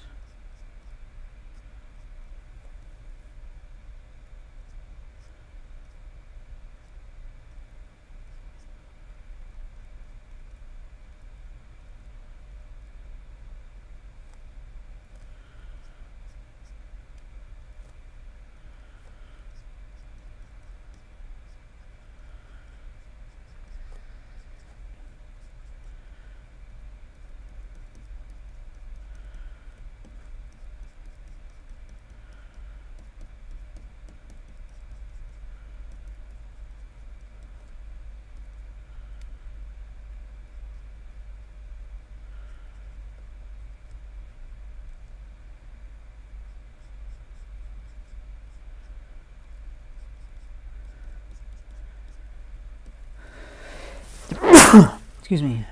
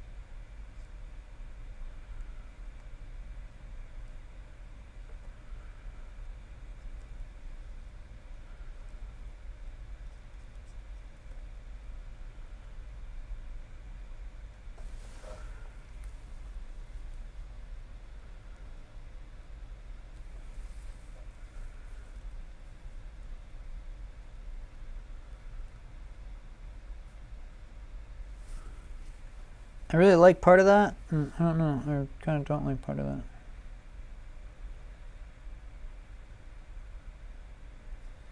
I think I'm obsessing, so I don't want to obsess. I just want to move forward, make progress.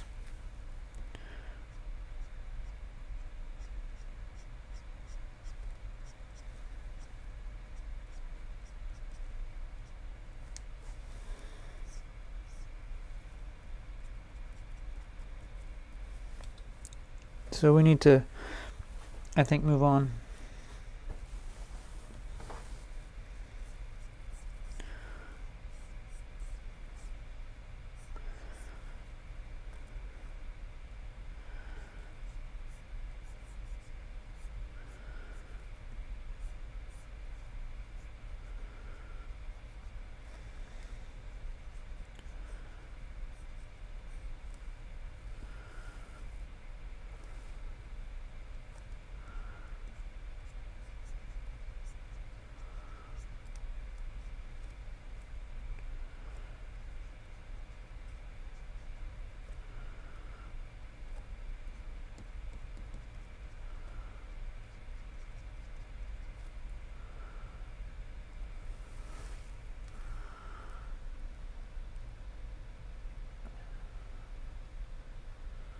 A little bit. I want to cheat here because I think this ear is not cutting it for me.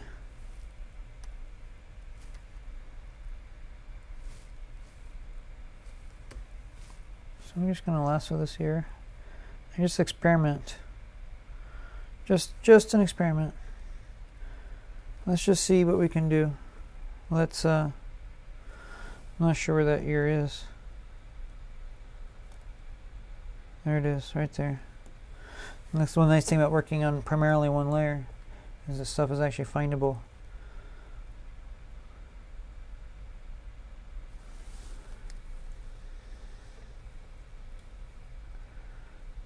Just lay this ear down. Just lay it down.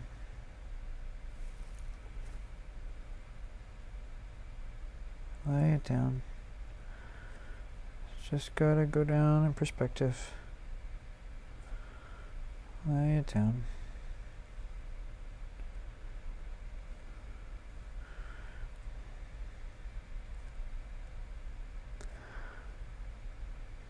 Back.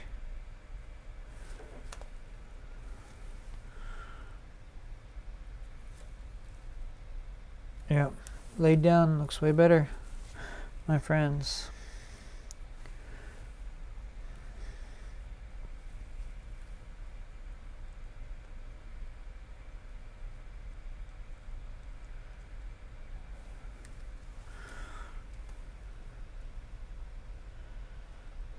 I feel like I could lay down even more.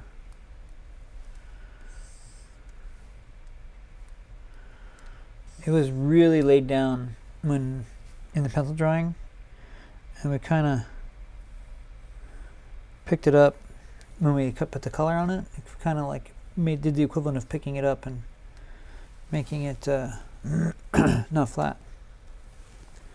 Let's try laying it down a little more. Command button converts us into the perspective distort tool.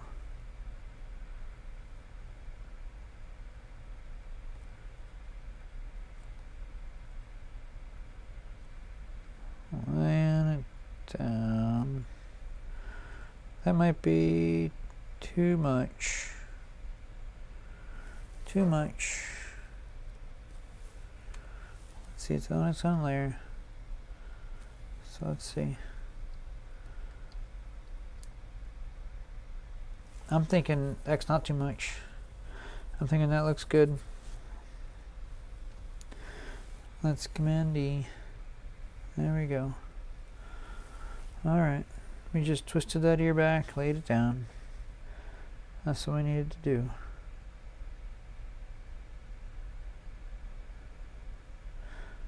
Remember, these guys are brothers.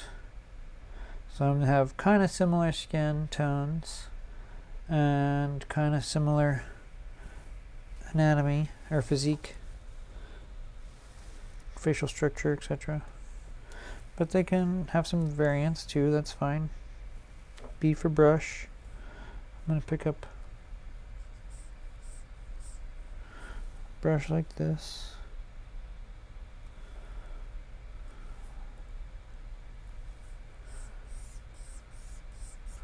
Why can't I see it? Oh, I probably got multiple layers over it. Let's go up to a higher level. Let's see, do I have his arms somewhere? Arm, there it is. Arm. There we go. Just blending that in. A little darker.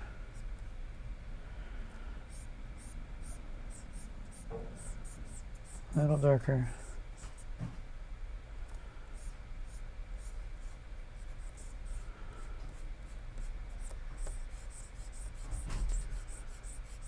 Just soft.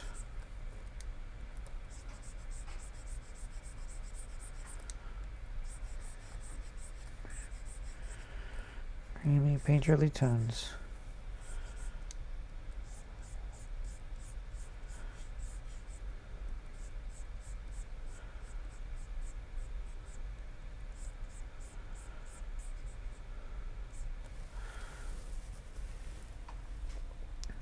We've had about 30 people on here the whole night, and you guys have been faithful to stay with me. That's really cool that you guys are interested in watching these sort of experiments. And tonight is less about experimenting than it is just getting stuff done. Puts the pressure on, though, you know, to not make it look bad when you guys are all staring at me.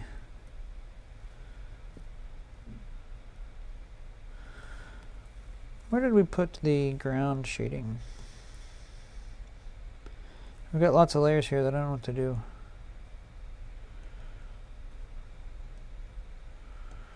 This is the tunic thing. I didn't like that at all. Let's just get rid of these. I'll just go from here to there, there and there. It goes all to the trash. We'll keep the basic tunic shape, that's fine. I can get rid of that too, I think. So this, we'll label it now as Cain tunic. Alright, what is this stuff here? Just some additional colors. Little housekeeping here, folks.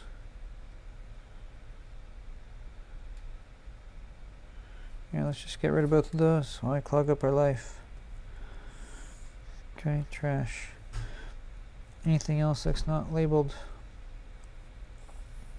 Let's figure out what it is. Some colors when we were initially mixing colors. I don't need that. Pencil, we do need that.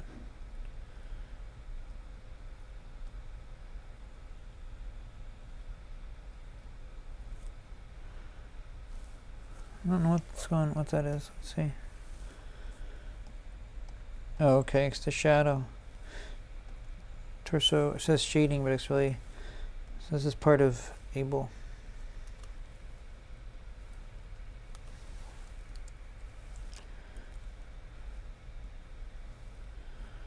Same with that.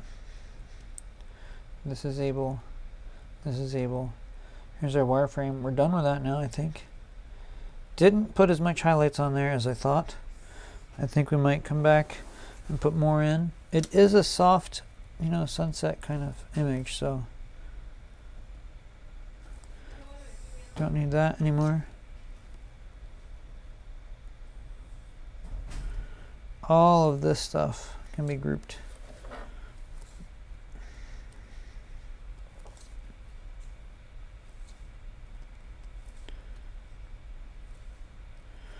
We just Command G. Nice, and that's Able. And then also we can throw this shirt in here, and this tunic in here, and shirt shading, Able shading, good. That's going to make it easier to be organized. Cain. Good. Trees, good. Good.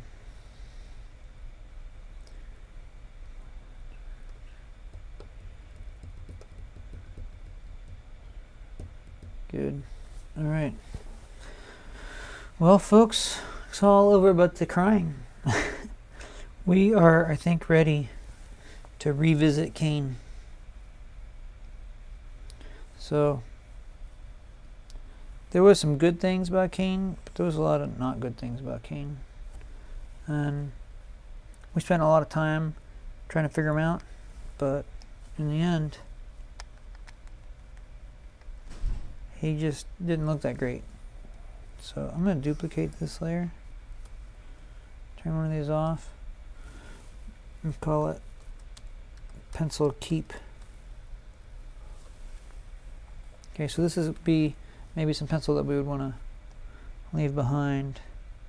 I'm thinking maybe as inside the Able folder.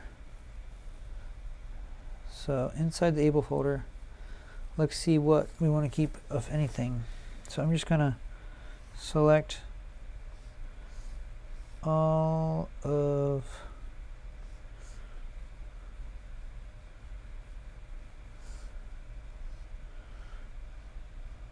this, invert that selection, Command Shift I, get rid of everything on that layer, Command X.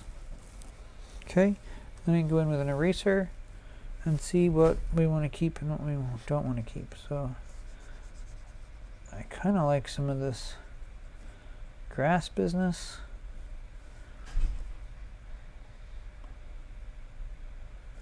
I don't want this.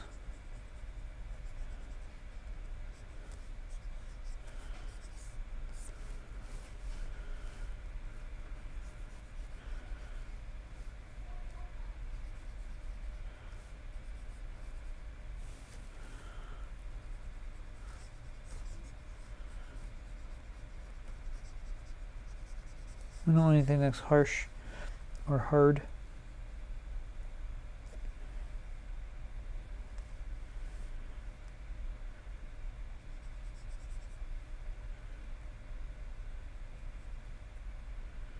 I think I might come in with the thrasher and soften out some of these hard lines, yet still have them there.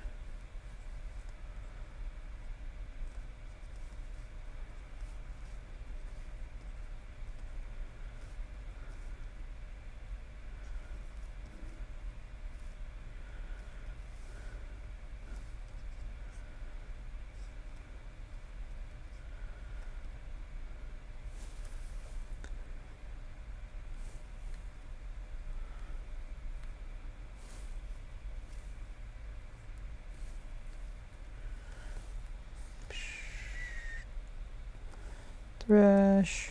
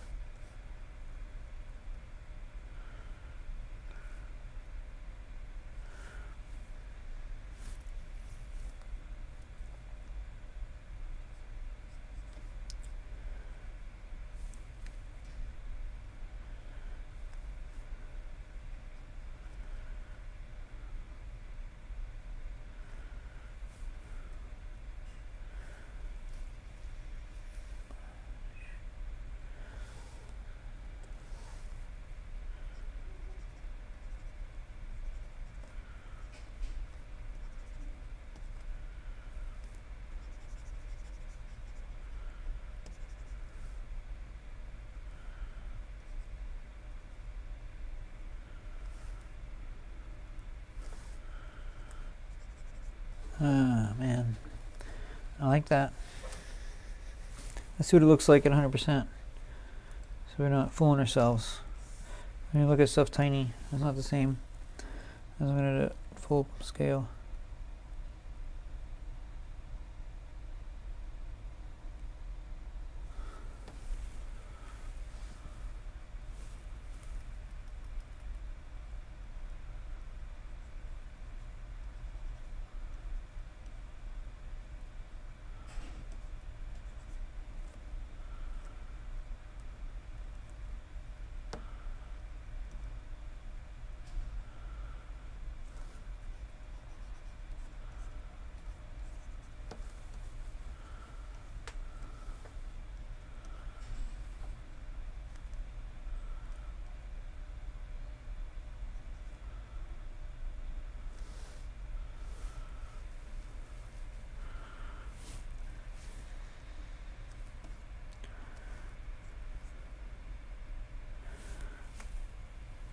I think I like that. What do you guys think? Talk to me.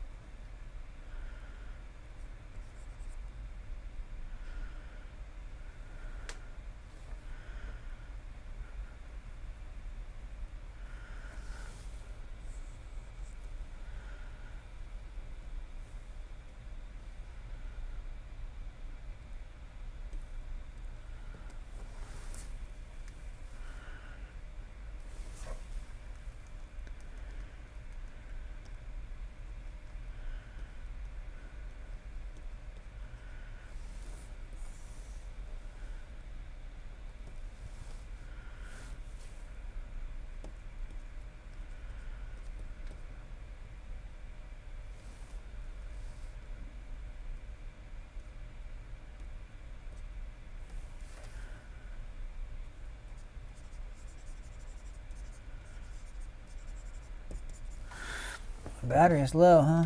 I thought I was plugged in. Let's check on that, I guess. Let's see.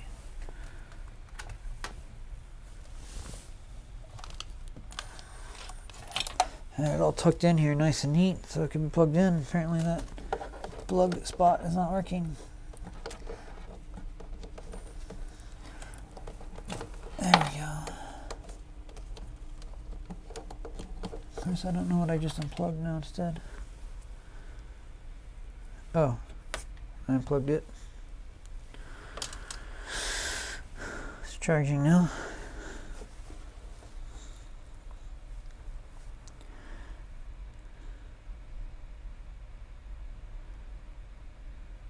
I think that's good. I think I'm good. I'm obsessing. I really want that like dark, kind of moody. Can't tell if it's daylight or it's right in that twilighty kind of time. There's just enough light that the sky still has a little bit of blue in it, but it's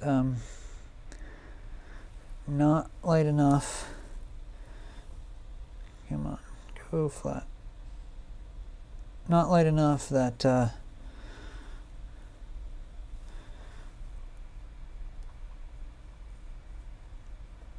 we get these nice intense clouds. I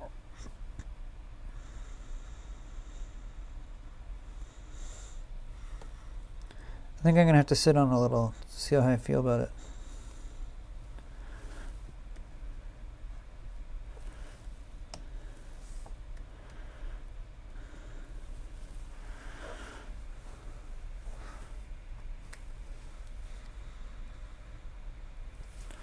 So maybe this is like the boringest live stream you've ever seen, but we're figuring things out little by little. So now let's close that up, close this up, close that up.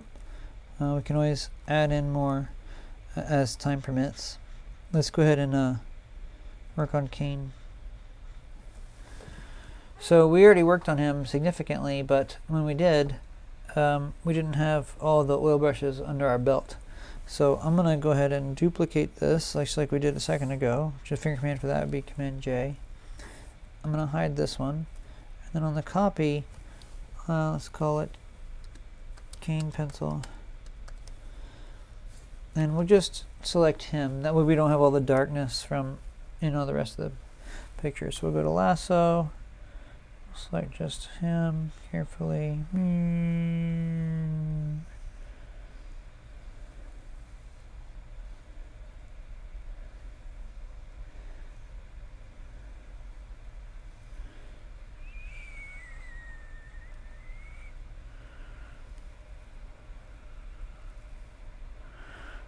And there's some things, I try to sort out all the details in the pencil drawing, but the reality is there's some stuff that we didn't sort out. Like his feet aren't really very well defined, for example. So we're going to have to make sure that we figure that out at some point.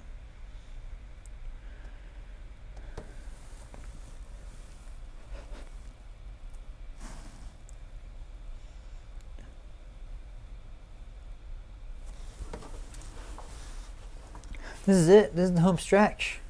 One more figure and we can check this painting off. We can sign it.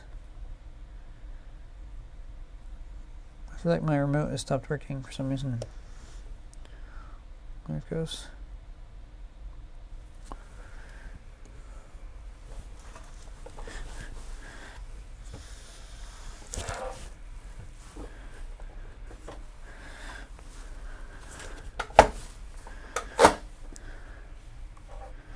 I feel like I've had bad posture sitting here all hunched over. Gonna ruin my back. I hardly even know where to begin. It's a little intimidating to finish this off.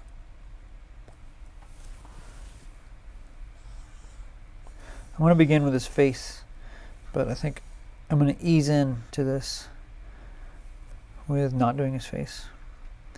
I think we're going to do some legs. Let's call this Cain 1. And if we want to come back to it, we can, because we haven't deleted it or anything.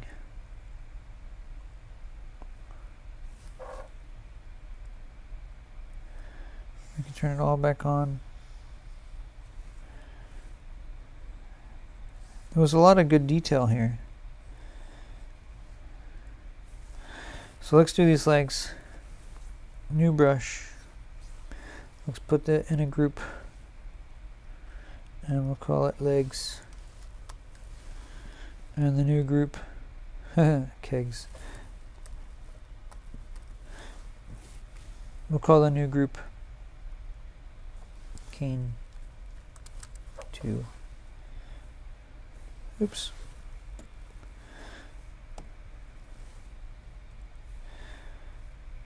It does not like, let me turn touch off. I keep bumping the screen and it's thinking I'm trying to do something that I'm not.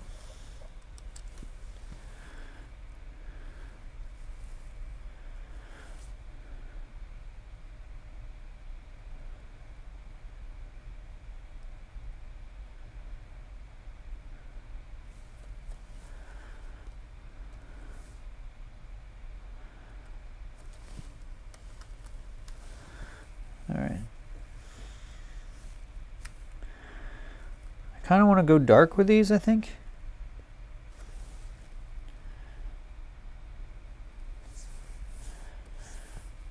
Pretty dark.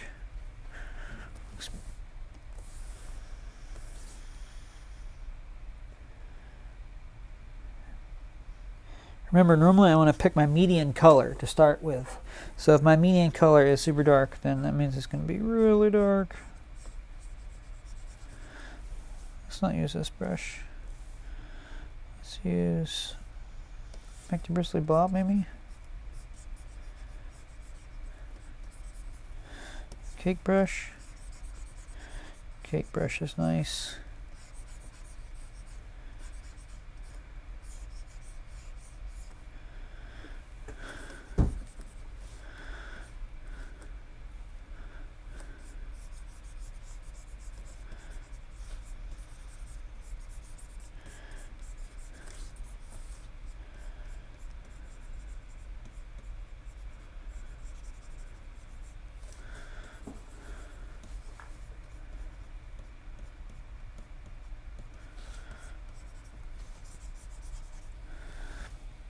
Now we're going to use this able image from the original Cain.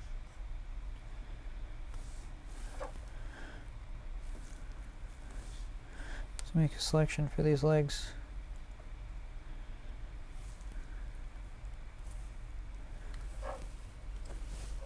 Command Shift I, Command X. There it is. I think I want to touch that up a little bit because that looks so yucky, frankly. So let's get a smaller brush.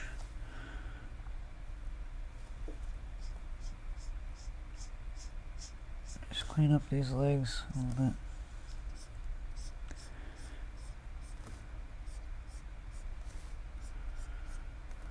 These are bare feet in perspective. There's kind of a lot going on here.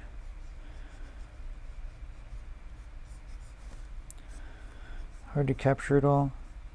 It's kind of convenient that the feet fall off because it means we don't have to figure it all out. This foot's like mid-step.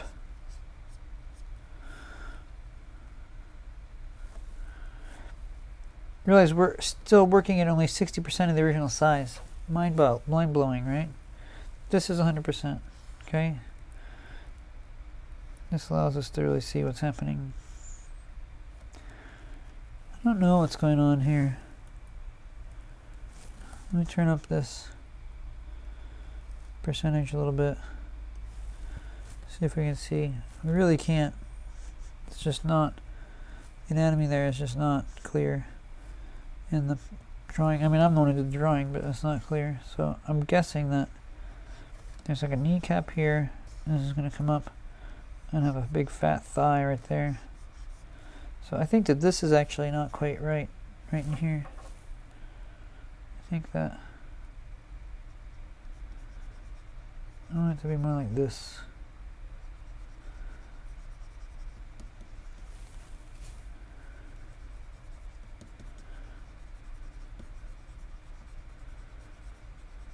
Alright, now we can brush it back in.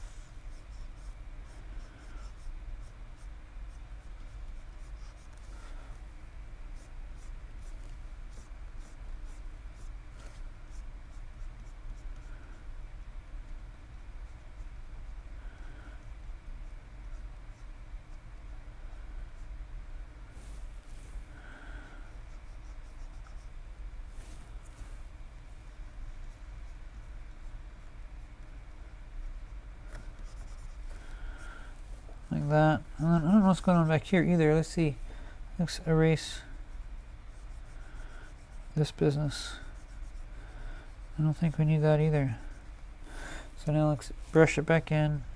So this leg is coming down in perspective. Really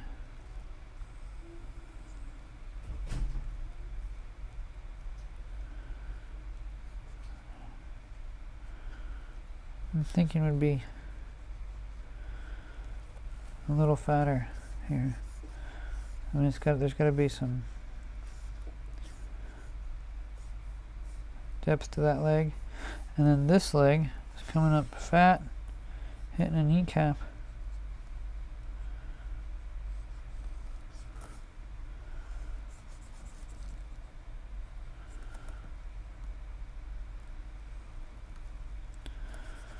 Thinking something like that. I'm not sure that this foot would stick out here at all. I mean, that's what I've had in these drawings since the beginning, but let's erase that for a second.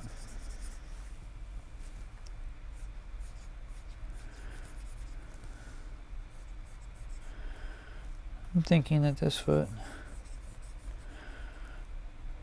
would kind of just barely stick out at all.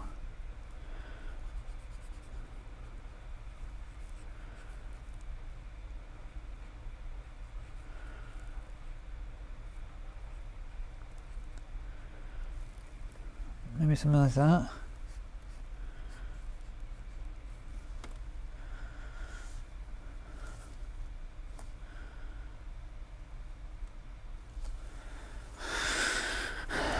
Okay, well, there it is now.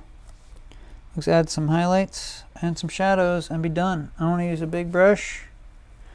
I want to keep this all kind of in the dark, in shadow. So I've got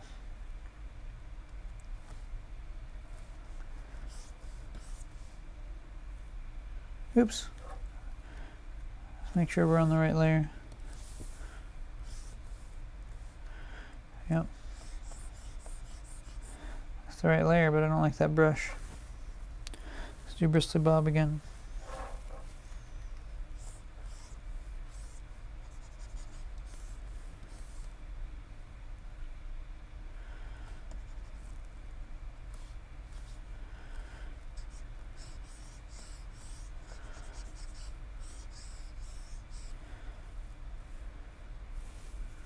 And now let's pick this back cake brush.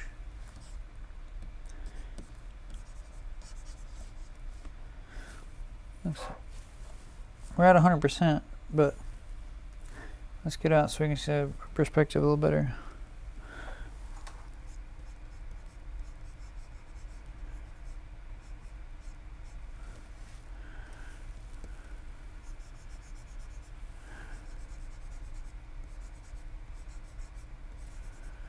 Just a little bit of a glare.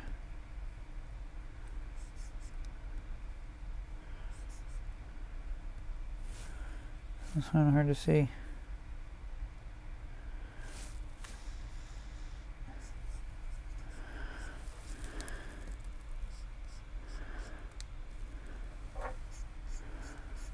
There we go.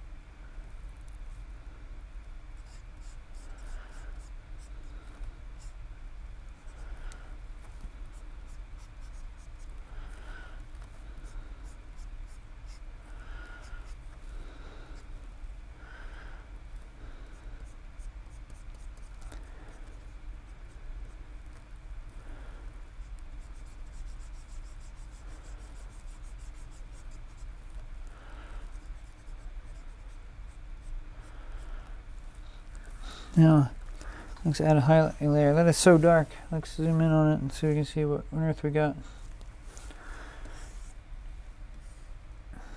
It's dark and it's scrubby and it's painterly. I think I'm okay with all of those things.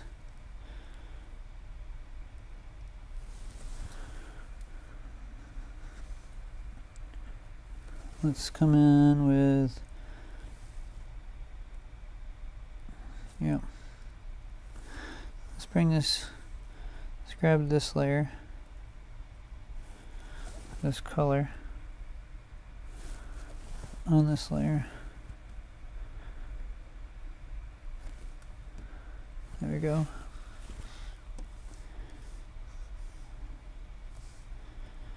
And create another layer beneath this. Let me just fill this in a little bit. Great. That's all we needed. Command E.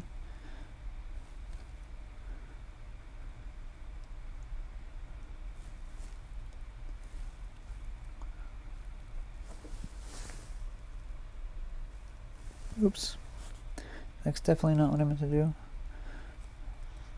Command Option G. Command E. There we go. That's exactly what I want.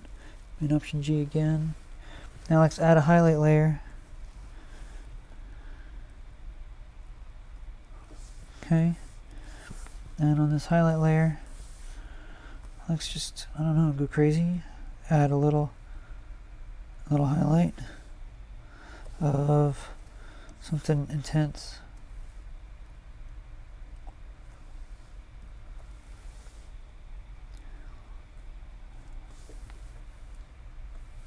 It won't let me eyedropper that because I'm not on that layer. So let's see if I can find that layer. Sky layer.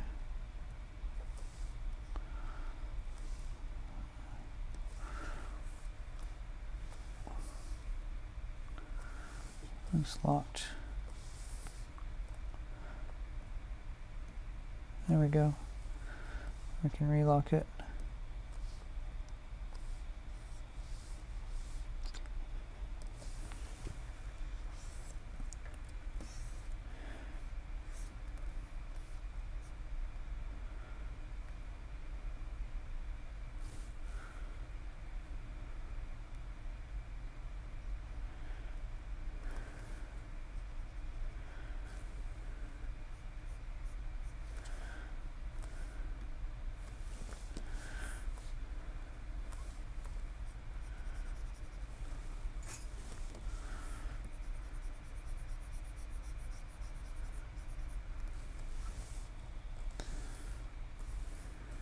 Just pick up a brown.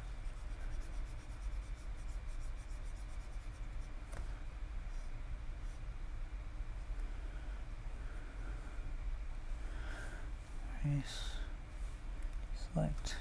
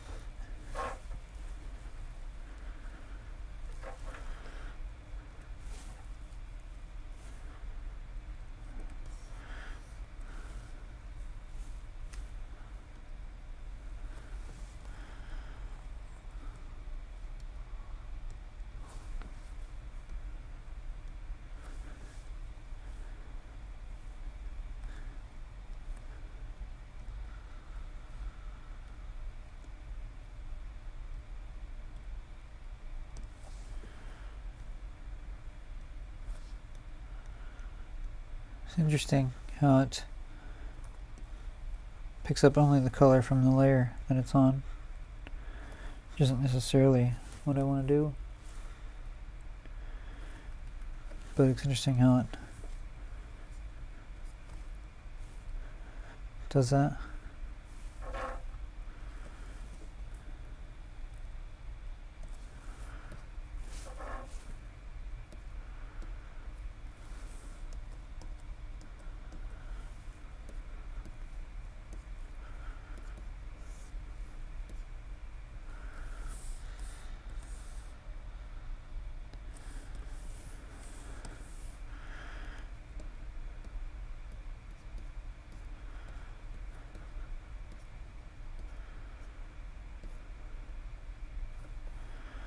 It's definitely not always anticipatable what will happen, I feel like.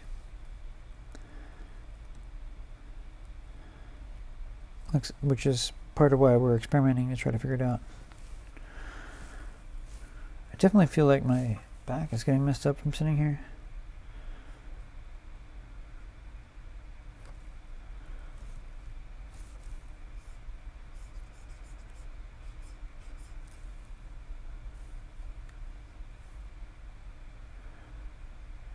Interesting how these brushes blend.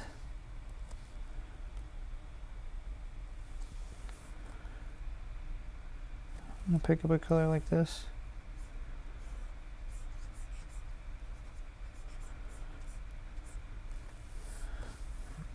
And then maybe like this.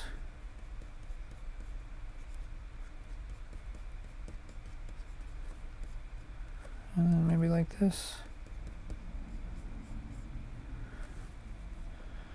And then we'll come back up here and re-blend it out.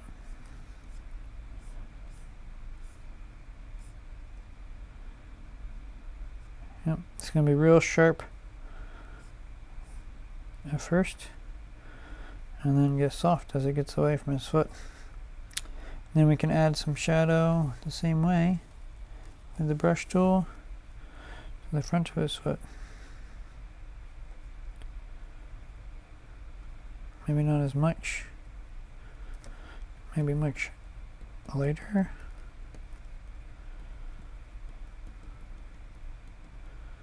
And then trash it back out.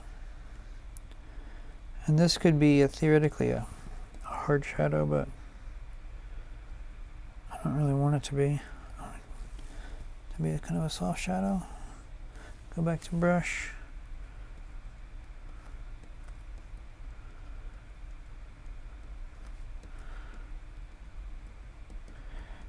This also kind of hides a lot of the error, a lot of the problems.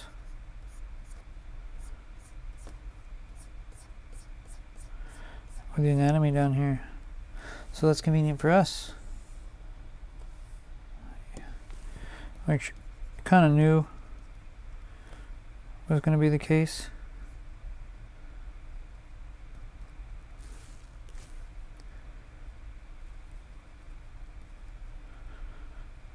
I knew we'd be able to cheat to some extent. Let's come in with our highlights now and add that on to this leg.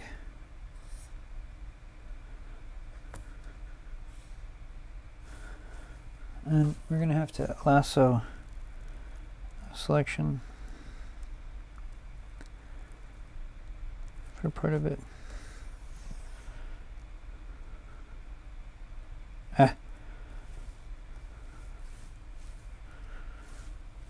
Shift lets me add to my selection. There we go. Command H to hide the dancing ants. And then now we can hit B for brush. And we can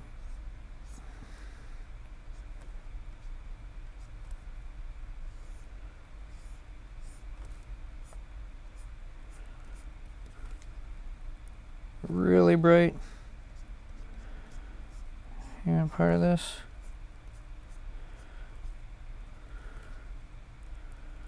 Almost, I could do like almost white.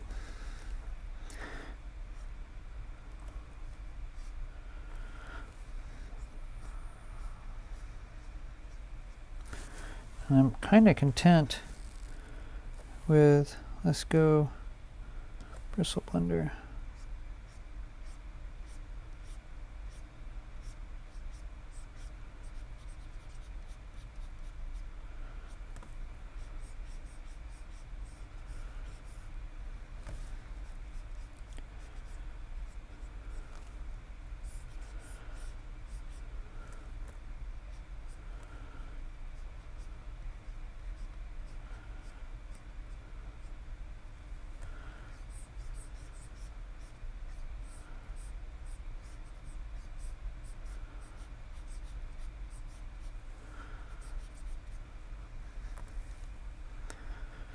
Now, on this pencil layer, we have some shadow that's blocking it. See how much that pops?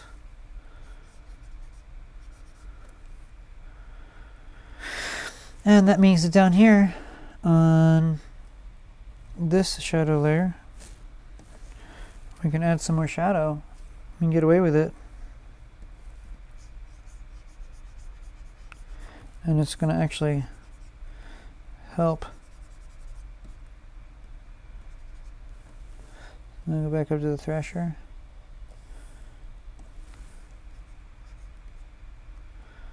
See, it just helps that pop out a little more. We could probably add a little texture up here too, if we knew what layer to put it on. I think I'm going to put it on this ground layer that we have. Middle ground layer. Just eyedropper some of this and just put in a little texture here. That's the thrasher, so we gotta go back to the brush tool. Make it big.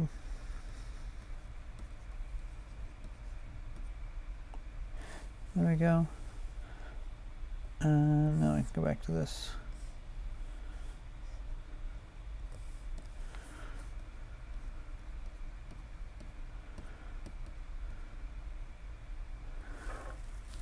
There. It makes me want to put that much highlight on Abel. That's what it makes me want to do, honestly. But I'm okay with it all just being dark at the moment.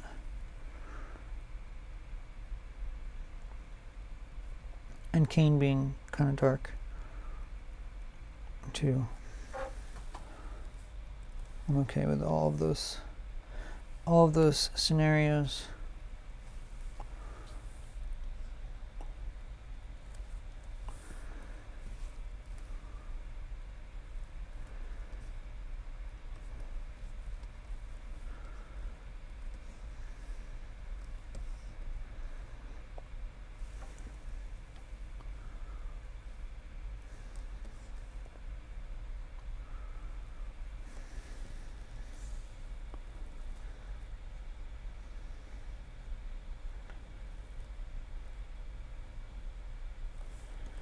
Be nice if these were like next to each other.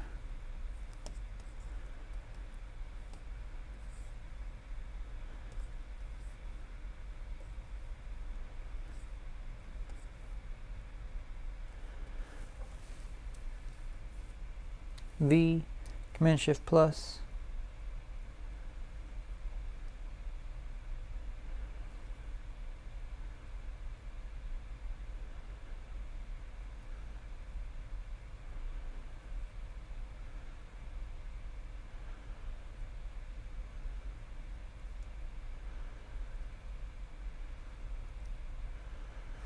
Maybe something like that.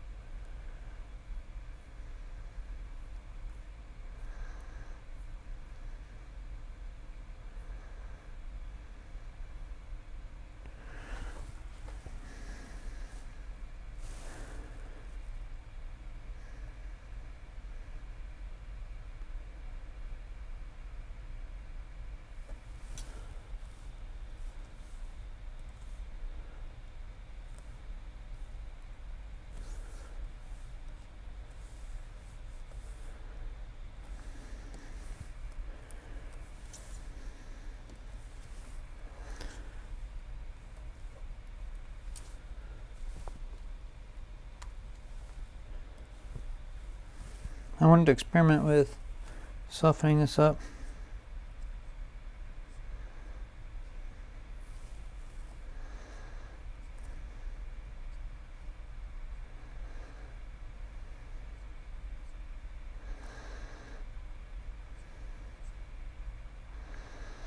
So there's some hard and some soft. And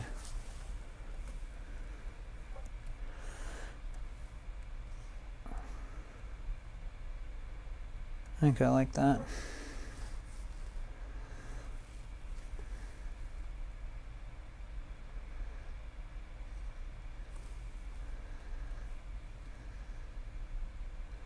Definitely more painterly looking and having it all be hard. And we have just enough anatomy there to hint at this kind of knee and thigh and all these muscles kind of locking in, and having some hard and some soft gives it some variation. So there's just enough there hinting around that it looks like it's complete. So I think we're good with that. Let's move on to this tunic. Now we also have this pencil turned on, and we have to decide, do we want the pencil turned on or not? I think the pencil's adding to it. So I'm just going to erase a little around here. Let's see what else we want to erase. I think the pencil definitely is adding to our colors and textures, and we kind of made some lighting decisions based on that being turned on. So we kind of based our tones and values on the pencil darkening it. So we kind of have to leave it on now, I think. I think we're kind of stuck, which is fine. I'm totally fine with that.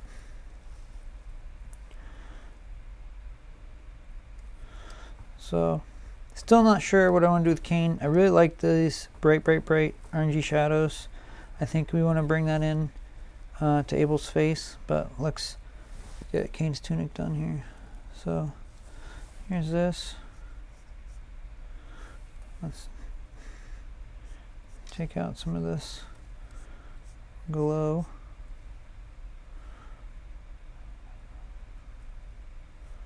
I kind of like that. Leave that there. Okay, so we want to paint in some kind of an outfit. Really, I'd like to have some reference for this, and I had some photos of me like wrapped in a towel, which I probably won't share with you, but we can bring those up here on my iPad, and I'll set them off to the side here and we can use them as reference. How's everybody's night? I see a few new people who joined us. Please say hello. Introduce yourself. Let me know where you're at and what projects you're working on. Anybody working on Inktober? What's the day today? I don't remember. Oh, roof. Roof. I didn't know what to do for roof. I started a really complex illustration of like a building with a roof. I didn't have time for that, so I having to do all really simple Inktober's this year. So I ended up doing a dog, roof. So it worked out, and I was able to do it in a reasonable time frame with the amount of time that I had to dedicate to the project. Okay, man, we already got. I'm gonna turn this off for a minute. We already got a medium tone in here. Ended up being kind of very similar to the tone of the other tunic down here. So I think let's modify that. We already painted it in, so I don't want to repaint it. So we just modify it with some colorization. Let's colorize. Better already. I kind of want to do brown, but we've already done so much brown. I mean, brown's like the natural color for this.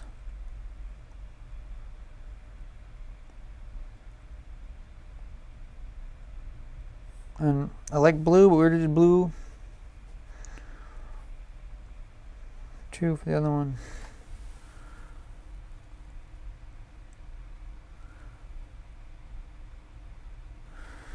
I don't like any of that.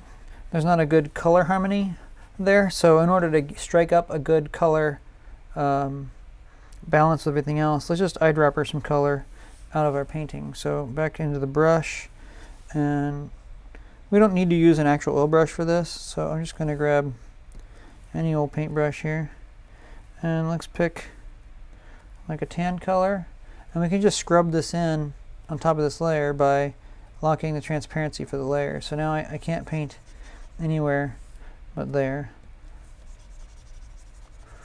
You know, this whole endeavor is about painting with oils, so why skimp out now? Let's grab an oil brush. Doesn't really matter which one. We'll try this one.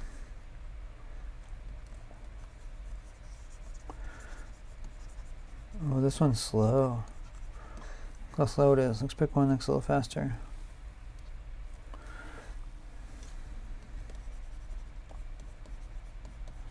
Oh, yeah. Nice.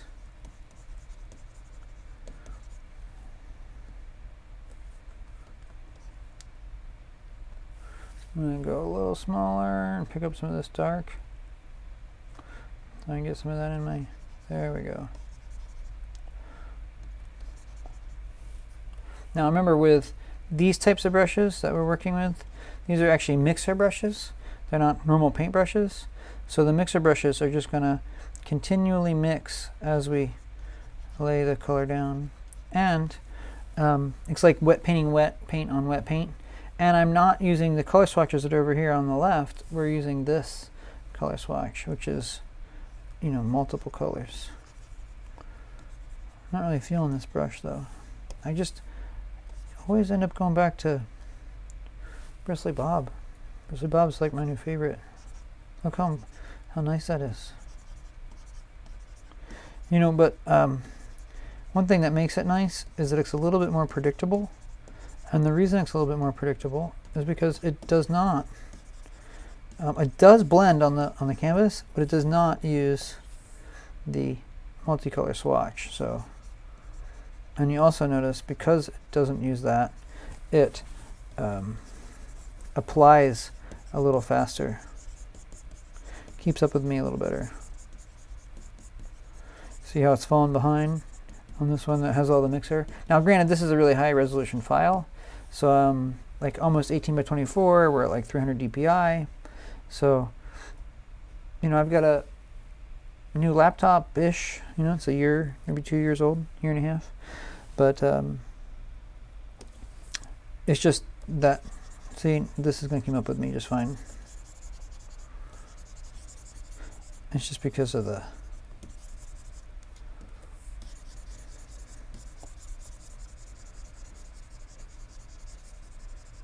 multicolor swatch business.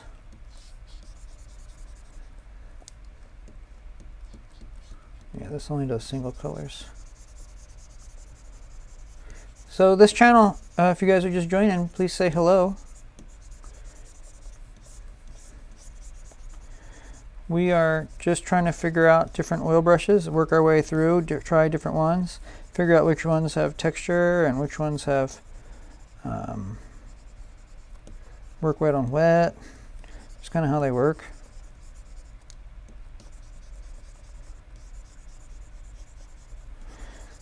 I presume you're working with a stylus. You're not going to get any kind of decent effects with a mouse. Somebody was asking about that earlier. You really do have to have a stylus. You can get you know, different tablets for different price points, and they're all going to be, you know, decent. Probably. I've used a lot of different ones over the years. I love this Wacom tablet, however. I'm not sponsored or anything, so no one's paying me to say that, but if they want to sponsor me, they can. I'm small potatoes, so I'm sure they'd rather sponsor somebody with like 1 million viewers. But I'm thankful that you're here with me tonight. I find it very useful to talk through stuff. Sometimes it's stressful to have people watching.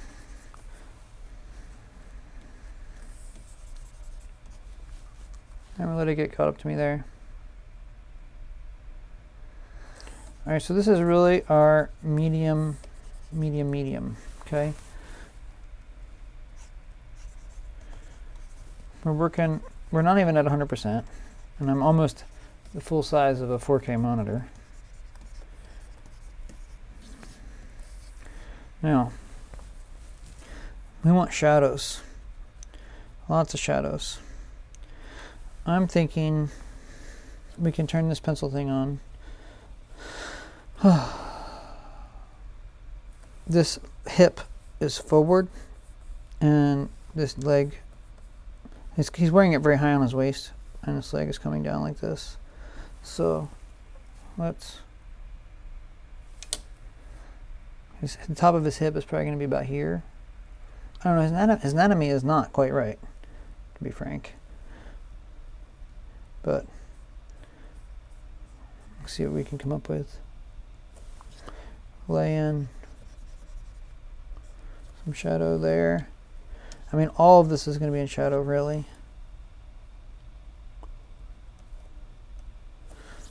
So let's see. Let's try this brush.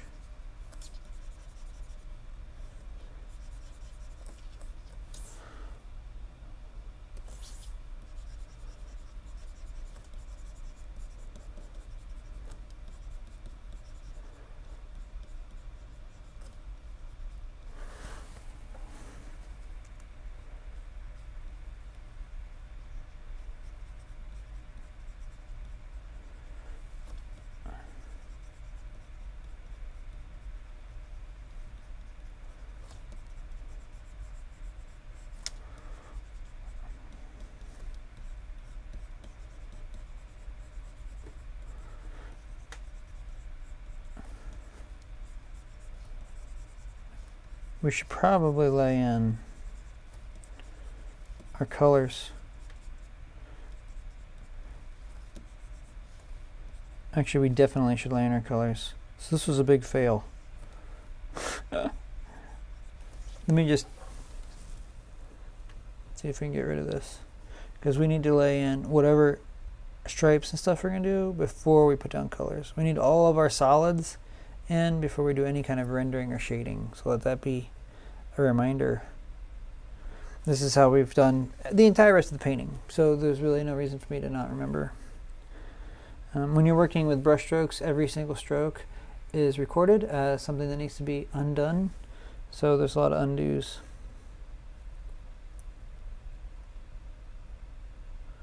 So I might not be able to go back far enough, so I might end up just having to fill it in.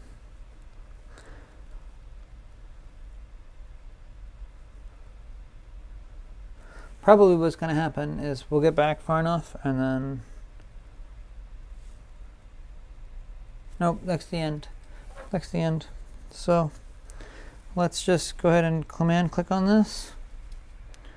Let's take the eyedropper and pick a median color, and I'm just going to have to fill it in because I don't want it to be that dark. All right. Well, listen. It is 9 o'clock Central Time, which means it's time for me to call it a night. I got, actually, believe it or not, some other things I'm still going to accomplish this evening besides painting. So I will see you all tomorrow from 6-ish to 9-ish Central Time. And we will also continue working, hopefully, on Mondays, Wednesdays, and, let's see, Mondays, Tuesdays, and Fridays on the crystal painting. So let's see if I have the crystal painting to show you. Let me save this.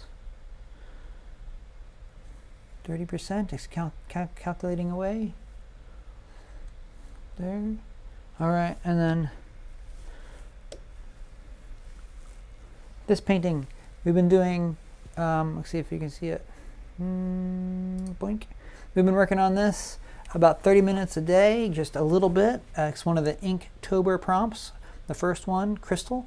So we'll keep working on that. I'll be trying to do that on Mondays, Tuesdays, and Fridays, time permitting. You know, life happens. But Wednesdays and Thursdays will always be here from 6-ish to 9-ish, working on that big illustration. So come and join me again. Look me up on Instagram. You can find the archives of all the recordings on YouTube. under my username Dwehaus, and they're categorized by subject, unlike Behance, so they're just all thrown in there in order that they've been filmed. So anyway, have a good night. Take care.